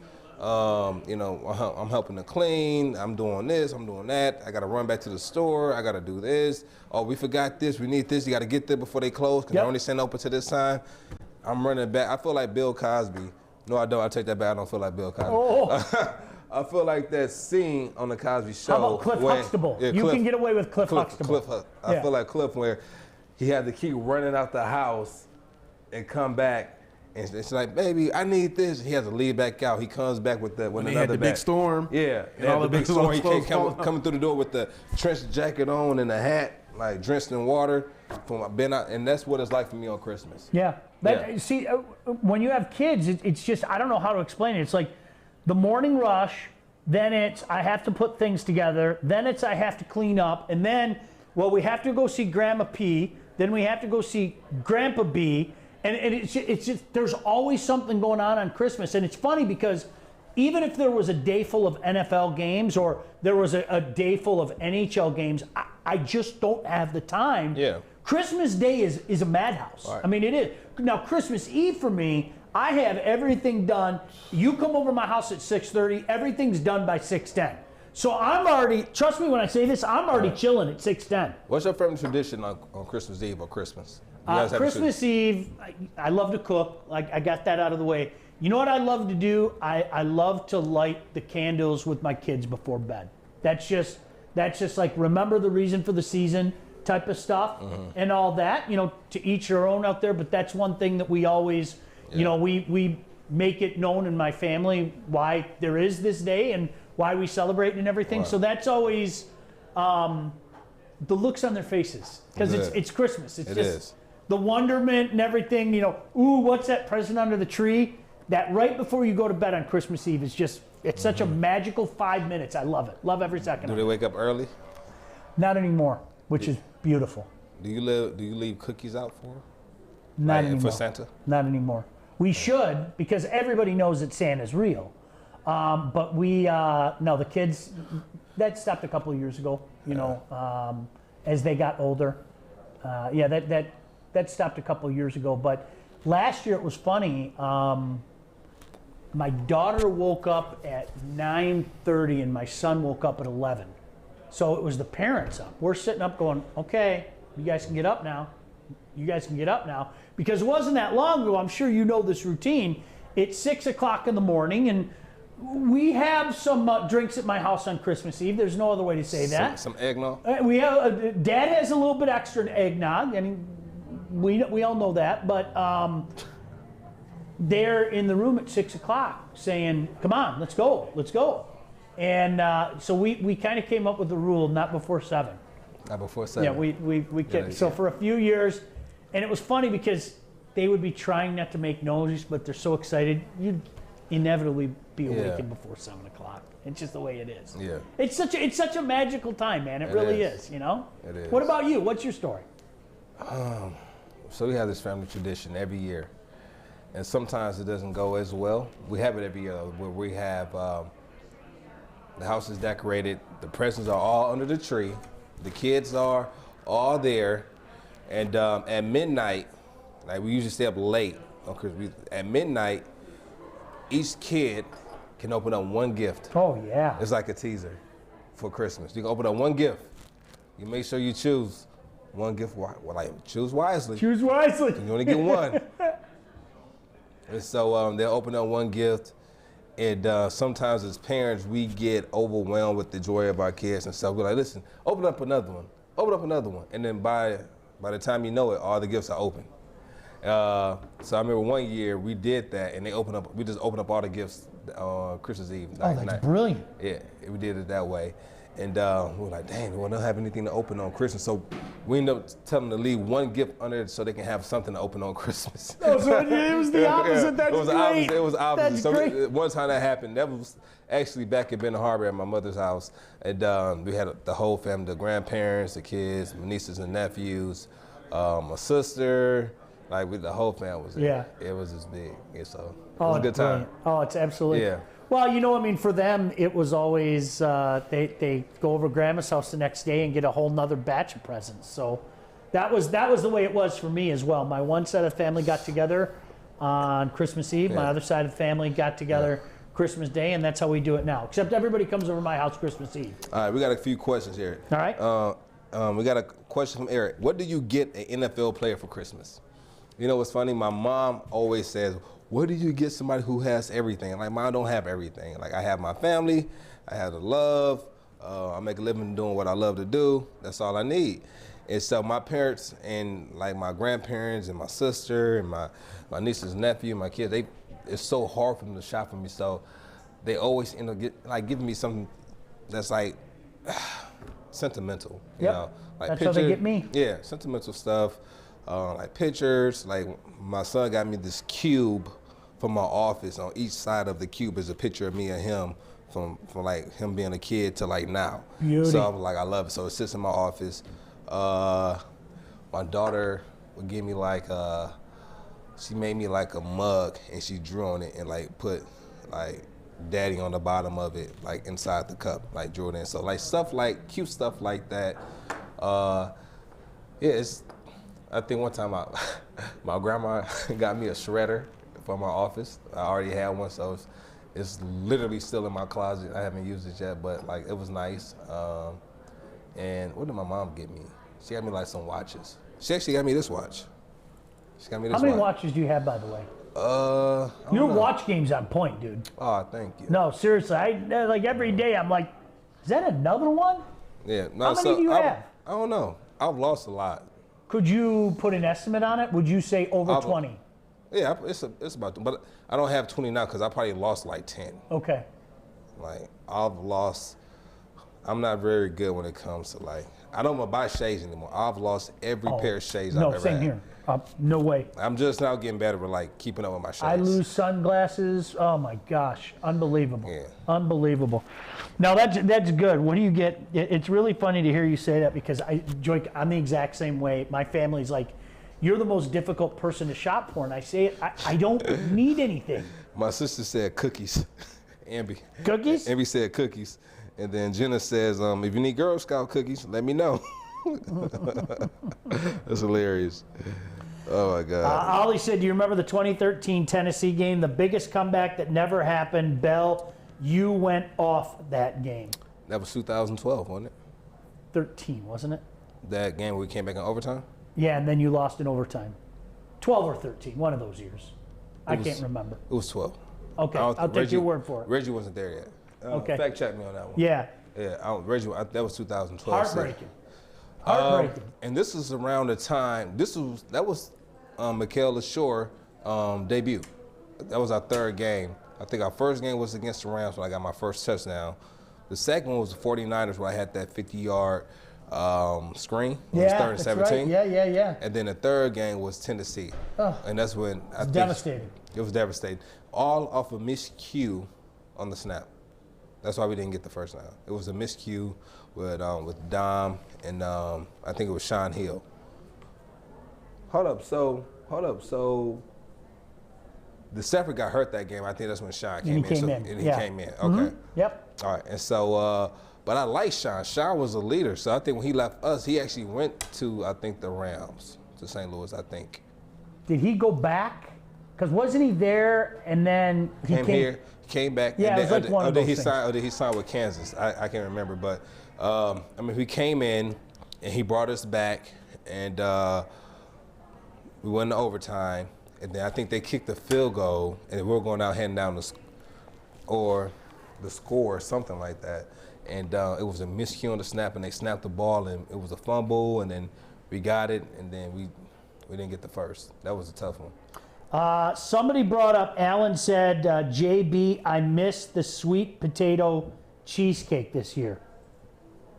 Sweet potato cheesecake? You know what that's all about? What up, Alan? So Alan is the officer I was telling you about. You remember how I said I do a shop at the cop back in Ben Harbor? Yeah. And so he was the officer who came to me and asked me if I would support the 25 kids. And I said, you know what? I'll fund it under one condition. And he said, what's that? I said, you take it from 25 kids to 35. And so. Is he an officer? Yeah, he was. God Are you bless retired you. now? I think you're retired now, Alan. Alan, God bless you. As the son of a cop, mad respect. It was 2012 third game, as you mentioned. Yeah. 2012 third game. Yeah. Yep. Yeah. So Alan, good people.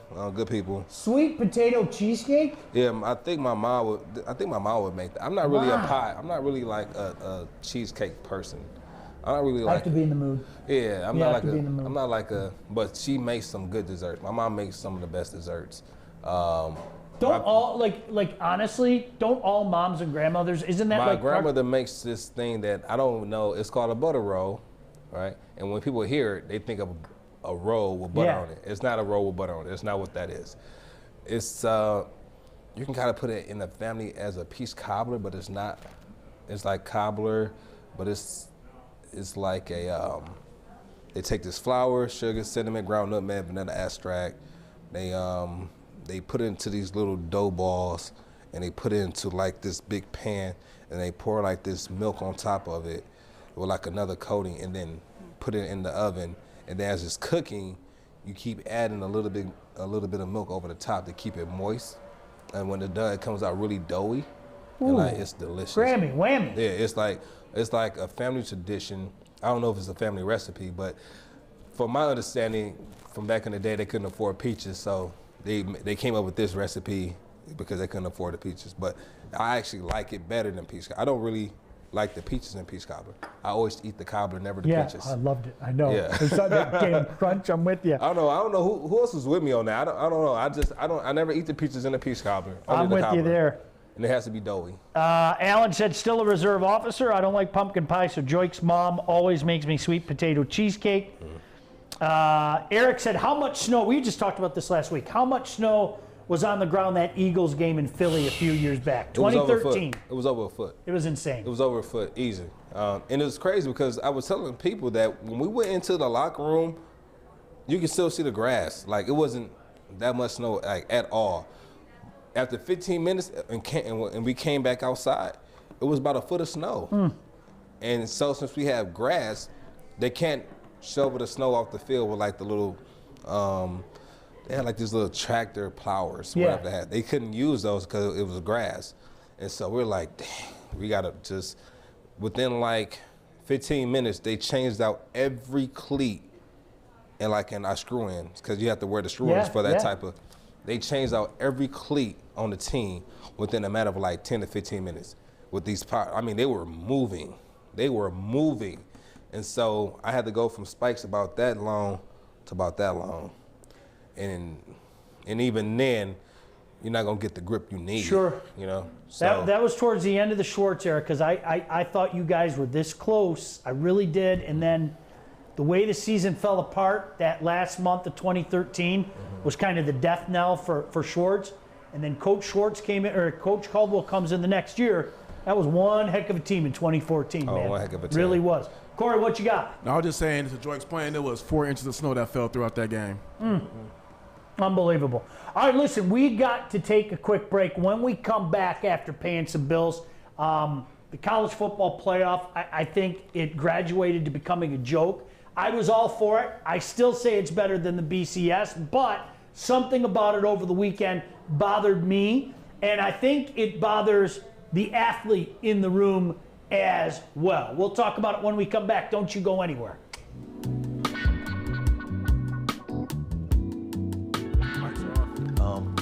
Dude, what's that? Hey man, it's the new Lefty's cheesesteak ad.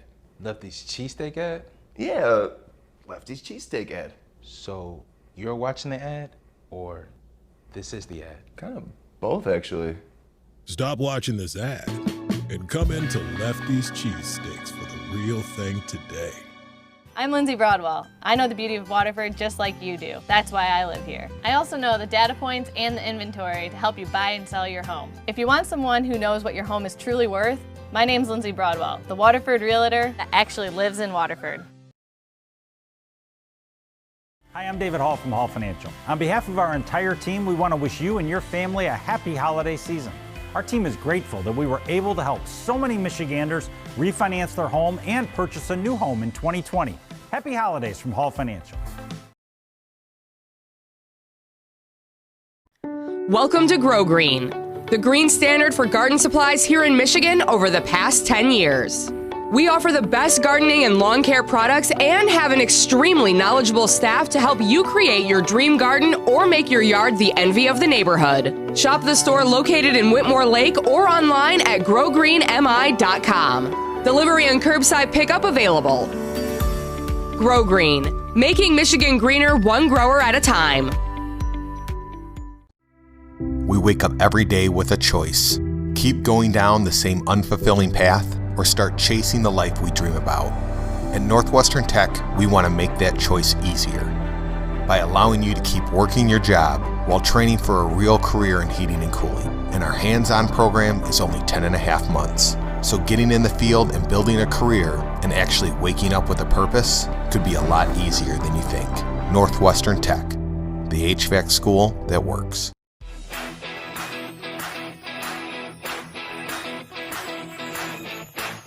Stuff Studio! Hey! Finally here. We are inside of Meyer right now, and Joey, did you forget? $500 for you. Thank you. $500 for you. Thank you. Another $500 for you. Thank you. Another $500. There's one more. Stop! Oh my God! What are we doing? How much money did Meyer just give us? $5,000 to go shopping for Stuff a Studio. I cannot wait to do this. I don't think we have enough carts, Joey. We do not. We're going to be here for a couple of days shopping. Yes. Thank you, Meyer. Thank you, Meyer. We love you.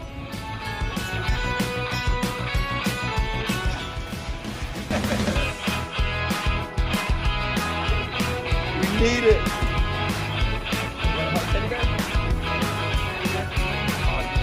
Man.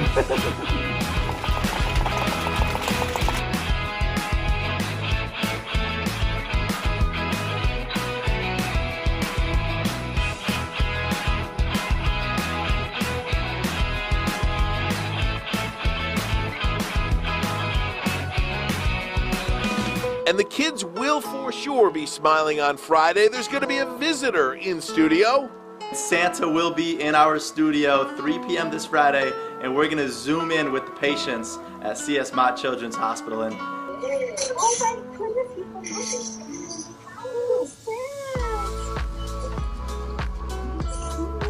Is that my Malia? Oh my goodness, look at that beautiful dress. Hi, sweetheart. That's a beautiful, sparkly dress. Hi. What's your favorite cookie? Do you have a favorite cookie, Henry?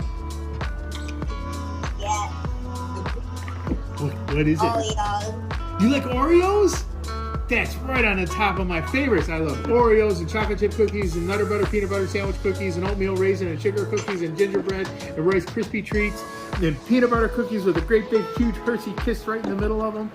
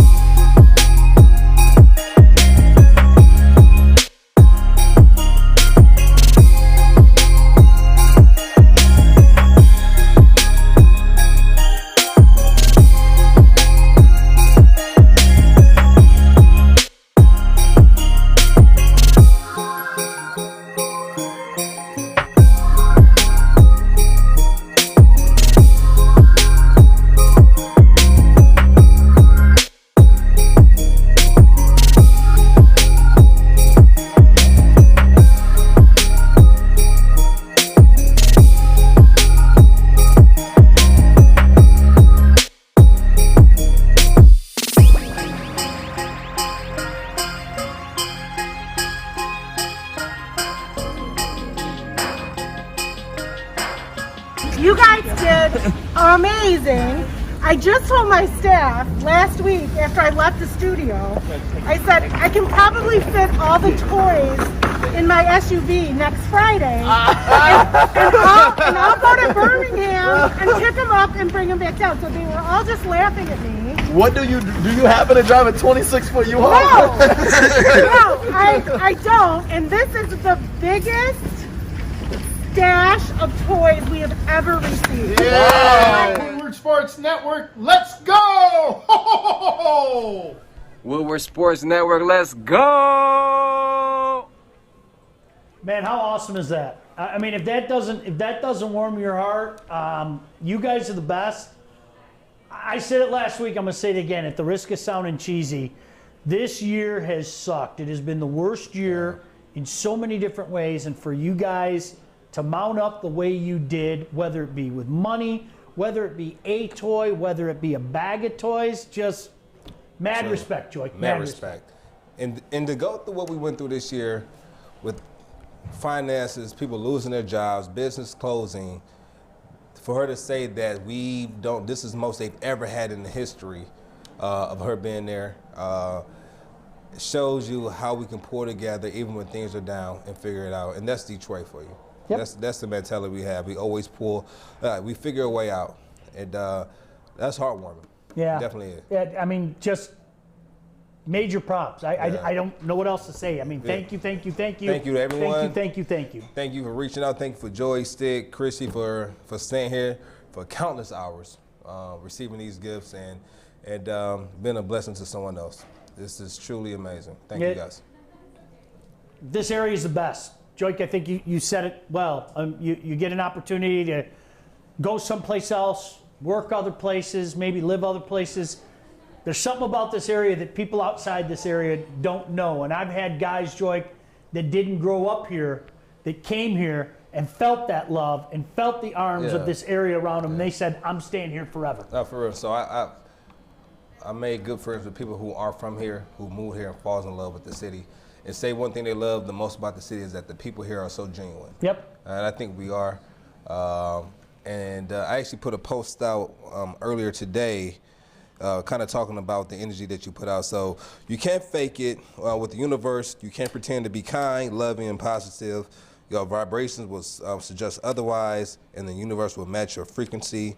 Take care of yourself eternally, and your life will change externally for the better. And so, I didn't even know we were going to be talking about that today, but it just Perfect. It's perfect. It's amazing how it all comes together. A couple comments. Woodward Sports Nation Army shows up and out. Well put, Kenny. Shows you how powerful Woodward Sports Network is, reaching a multitude of people. Woody's in the morning, Killer Bees in the afternoon. Thank you very much. You guys did it all, though. I mean, it was all you. Major applause. Tom, to your point, we're going to have an afternoon show soon. I can't tell you about it just yet, but I know we're going to have an afternoon show. We have a couple announcements coming up with names that you're going to know. We'll leave it at that. Familiar names. Very familiar names. You're building up a roster here. And I'm not talking about like media losers like me. I'm talking about guys like Joique Bell. Don't say it. That are going to be joining the family. How's that? For sure. Is that good? That's good. That's great. We media types. Like, we love you, man. But you guys are the true talent here. Oh boy, here we go. You guys are the true talent. All right, can I throw this at you? Yeah. I don't know how much you caught of it over the weekend. I hated the BCS. Hated it with everything inside of me. I still do hate the BCS. Part of why I hated the BCS is because the BCS constantly told people what they knew was going to happen. Okay? I'm a big settle it on the field guy. My guess is you as a former athlete are a big settle it on the field guy. And unfortunately, this year, especially this year became a no, we know what's going to happen. Well, let me go through history about know what's going to happen, okay? And I'll use college football as an example. We all knew that Oklahoma was going to crush Boise State back in the day, right? Right. We all knew that Miami, who hadn't lost a game in a year and a half, and they were going to go to St. Cloud, Minnesota and get crushed. What? They won? Well, now they're going to go to Nebraska and get crushed by Nebraska Kearney. What? They demolished them? Well, surely they're going to go to Minnesota Duluth and get beat by the reigning national champions, right? Reigning. In their own backyard. In their own backyard. What? They won that game too? And then... Okay, it was fun, Joique. It was a fun ride. No. But it's going to end in Winston. Oh, Winston. Well, why is that? Because they're a D1 school that came down to D2 that was 14-0. Yes. They were 14-0. They can't win that game. I never forget that. I was telling you, I was in Houston. I was in Houston. My sister was graduating that weekend. I was in Houston. And coming back, I left the graduation right after she walked across the stage, gave her a hug and kiss, gave her chocolate and flowers. And I went back to her dorm room, cracked open a laptop, and I put the game on. And beat them, was it 21-14? 21-14. 21-14. 21-14. 21-14. Smacked them in their own backyard. I was literally doing, I told you this story. I was doing, because the broadcasters, we often interview each other before the game to use on our pregame shows. Yeah. And I have no other way to say this but to say it. This guy was the most disrespectful. I almost used a bad word. He was very disrespectful during our conversation. How so? Well, he was basically talking like it was a foregone conclusion, and you guys have nothing to hang your head about. You've had a great year. I mean, the game was over. We hadn't even kicked off yet. So finally, I maybe after the third or fourth comment that he made, I looked at him and I go, well, golly gee, I hope that Wayne State can keep it within 4 touchdowns. And he kind of looked at me like, you're being a smartass, aren't you? And I go, there's a reason why they're here. They've gone on the road 3 games in a row and beat teams they had no business beating. Right. Okay? There's a reason why they're here. So as soon as the game was over, you can bet your sweet behind that guy, the only thing separating the two of us was a piece of glass. I banged on the window. He kind of looked up at me like that deer caught in headlights. He can't believe what he just saw. And I went, it was beautiful. It was beautiful. Because it's like that was the whole They trip. stormed the field after that game. That was great. Oh, it was great. Awesome. It was Finish the story, and then I'm gonna tell you a story. That was, to me, that is one of the biggest things in sports. And unfortunately, the underdog. What you're seeing right now in college football are them saying, since we know Cincinnati would get crushed. No, you don't. You quit talking about that which hasn't happened like it's going to happen. And that's my biggest problem right now is college football kind of went back into that kind of mode right now. And second part, look, Notre Dame had a great season. I think Brian Kelly, D2 guy, has done a great job at Notre Dame. I'm not an anti-Notre Dame guy, but you had a championship game on Saturday. They got crushed. They got crushed. Did that game not mean anything? Why are they in the playoff? So why did we play that game on Saturday? It meant nothing? Is that what you're telling me? Because I think that's what the committee told everybody this year, and I got a problem with that, Joique. Got a problem with it? I got a big-time problem with it. I do. And I'm not, trust me, this is not an I know around here a lot of people are anti-Irish. And you as an athlete, don't you get sick and tired of people telling you that they know what's going to happen? Well, the Lions aren't going to win this Monday night. The Lions can't do this. It's like, come on, are you new to sports? I'm tired of that mentality. Settle it on the field, damn it. That's when we know. I don't know that Cincinnati doesn't have a chance. I know they're unbeaten. I know that Notre Dame just got their asses kicked for everybody to see on national television. Well, that's what I know. I know that. Quit talking about what you don't know. It drives me nuts. It drives you nuts. Sorry, I get all fired up. And the funny thing is that they have Notre Dame in, right? Yeah. And so, and Cincinnati isn't. And Brian Kelly came from where? Right? Came from. And a team that he left before the season was over to go to Notre Dame. Yeah. I don't get it. For the life of me, I have a problem with it. What's the answer? A couple of people asked already. What's the answer? Expand the playoffs would be great. Joique, as you well know, I think the Division II playoff is unbelievable. Yeah, I love it. I love it. Yeah, I think it should be like that. I mean, you have a definitive winner. There's no questions. Settling it on the field. Everything's on the field. Pittsburgh State. Because you got to think, Wayne State never makes it to the national championship game. Yeah, I'm gonna give you. This is a rumor. They didn't even know they made. Hear me. They didn't know they made the playoffs. Did you know that? True story. They didn't know. True story. The rumor is that what was her position called? I know her name, but I want to call her position. She was study table coordinator. Called the head coach and told him, "Congratulations." And he said, "What are you talking about?" Dr. S? Dr. S, Maria. Yeah. Dr. Sepulveda. She said, "Well, Coach Winder, congratulations." And he said, "What are you talking about?" She's like, "Are you serious?" He's like, "No, what are you talking about?" He's like, "You guys made the playoff." He said, "What?" She said, "Yeah, it's on the news. Like, look at it." And he called like an emergency team meeting. He brought the team in. Like, listen, guys, we're in the playoffs, and they went on. They needed to win 4 games on the road to even make it to the championship. True story. True story. Yep. They had to. And I said, "What? You didn't even know you made the playoff and then won 4 games on the road to make it to the championship game, and then get to the championship game. You have Josh Fennell and Troy Burrell leading the team, leading the charge, and they both get hurt. Both get injured. Both get injured. I got another true story for you. Sorry to narc on you guys. I sent a text to some people in the athletic department saying, "So what? When are we leaving on Thursday?" And they thought I was messing with them. True story. They thought, because I'm kind of a prankster. What they didn't know is when these videos come out where they announce a team, you can fast forward. And so as I'm watching the video, I see Jeremy Jones running across my screen. He was a guy that eventually went and played in the league for a bit with the Chicago Bears. And I go, "What's Jeremy Jones being on? What's he doing on the screen?" Right?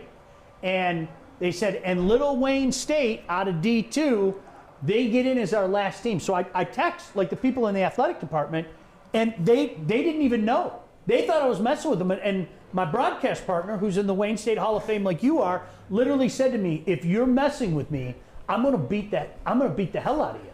And it's funny, I mean, because that's how it worked out. That's how off the hook it was that particular year. So funny time. Is this Adam? Come on in, Adam. Adam. Look at this. Do you think he wanted this PS5? Do you think he wanted it? You know what? I think he wanted this PS5. I did. Come on up, What's up, dude. Adam? Adam, come on. Come on up. How's it going? How you doing, bud? You all right? Yeah. Whew. All right. So Adam jumped in his car, made the drive from Canton, and is down here to pick up the PS5. How was the drive? It wasn't bad. You said I had to be here by 1 or you'd take it, so Yeah. I had to get on here by 1. I made it. You know what? You know what's funny? 5 minutes. Joey said that you was gonna get here 5 minutes before we got off, and it's exactly, well, it's 12:54, but it's really like 5 minutes and like 45 seconds for real. Yeah, So, you know what? And Joey and Stick, if you guys are here and you're hearing this right now, you might want to see this guy and get a picture with this guy because this was our winner. You just saw him on the big screen up there. And Adam, I thought it was a joke. When you said you were coming down, I legitimately thought it was a joke. No, when he heard me say that PS5, I was gonna take it, he couldn't chance it because he wouldn't be able to get this anywhere else right now. Is that great? I couldn't let is you that take beautiful? Huh? So, Joey, are we basically just handing him this box? I don't know. I think we got to make him work for it, like a rock, paper, scissors or something. Oh, yeah, let's rock, paper, scissors Rock, for paper, it. scissors, but you got to do it a rock, paper, scissors, shoot. Yeah, rock, paper, scissors, shoot. You got to do it. No, if you win, it's 2 out of 3. It's always 2 out of 3. There we go. There's some scam going on here. I can tell you So what that. we do is, it's gonna be rock, paper, scissors, shoot. Yeah. Wherever it is. Now you beat me, you check this out. You get the Myers gift card, all that. And if not, are you gonna donate this back to the studio so we can give it to another lucky person? No! I drove all the way out here. I felt bad for him. He's going, what's the right answer? What's the right answer? No. See, I got your back, Marshall. Come on now. Here we go. Here we go. All right, let's just do it for fun anyway. It's actually going with me if you lose. Here we go. Here we go. 1, 2, ready, go. Rock, paper, scissors, shoot. Oh. You ready? Yep. You ready? You I'm got ready. one more. You got I'm one ready. more. Here you I'm go. ready. Rock, paper, scissors, shoot. That's 0 for 2. Yeah! Look at the now! Hey! Joique's holding up like the Stanley Cup. Yeah! Look at that. I got you, sir. This way. I drove all the way out here to lose. Yeah, right. There you go, Hey, bro. congratulations. Thank you. Congratulations. Yeah, thank you guys very really, much. Really problem. appreciate you watching. And so what's this Spider-Man game? My kid was telling me about this Spider-Man game. You made mention of it. What's the story? It's a PlayStation exclusive, so you can't get it on any other console or anything. And they had one that came out for the PS4, so before this, and it was awesome since the graphics are insane. So they made a new one with a new storyline with I think it's a kid that like Spider-Man trains or something. But I heard nothing but good reviews from it. Good. Good. Get that for sure. And by the way, can Adam? you get a close up of that mask? Did we get a look at that mask? That mask is epic. Oh yeah. That's an epic mask. Hey, Tom said, Adam, check the box. Make sure it's not rocks. You better check. I'll check right when I get in the car, and you'll hear from me. I'll be right back in this studio. I know, it's like a drive-through. If you go to drive-through, you leave. We don't know if you changed it out to rocks when you get to your car, so you got to check it. I'll come back and you guys will be gone with the PS5. You'll be running down there with the PS5. Yeah, we're long gone. All right, get out of here. Go play, man. Yeah, for sure. You don't have to sit here talking to us. Get out of here. It's fun. It's fun. I'm enjoying it. Thank you. Appreciate it, man. Yeah, no problem. Adam, Thank you very much. our winner, Adam from Canton. Congratulations. We're going to be giving away so many things. I mean, that's the cool thing about being a part of this is you got some people with some great hearts out in the community doing things for the community and everything. Thank you again, buddy. I know you want to shake that man's hand, so go right ahead. There you go. So, listen, I don't know what the next giveaway is going to be, but we're going to have something cool. No doubt about that. Adam, I'm living in here rent-free. Rent-free. Hey, if you ever get one, Joique, I'll play you. You play me? Yeah, if you ever get one. If I ever get one? If you ever get one. Did you hear that? You see that? Did you hear that? If you can get your hand on one. If I get my hand on one, I just have my hand. I actually just donated that back to him, so I just donated it. That was, you went like this too. It was Gladiator. He just snuck that in, he right? Snuck it in, didn't he? Little twist right little there. turn, little That's twist, little all turn. right. All right, I think it's about time you get on up out of here. Enjoy it. Sort them out. Thanks for stopping by, Adam. That's awesome. Yeah. Awesome. Well, we got so much stuff to do. Of course, Tuesday, Corey, get yourself ready. Joique, get yourself ready. Tuesday, we always do our NFL power ranking. I don't think the top spot's going to change. No. I think the cream's rising to the top very quickly. Just some other action. Kansas City's the best team in football, period, end of story. That's it, right now. Things can change in the NFL. We've watched things change in the NFL. But right now, Kansas City's the best team in the NFL. I can't argue that. I can't. You know what? I want to debate you on that one right now. But I can't argue it.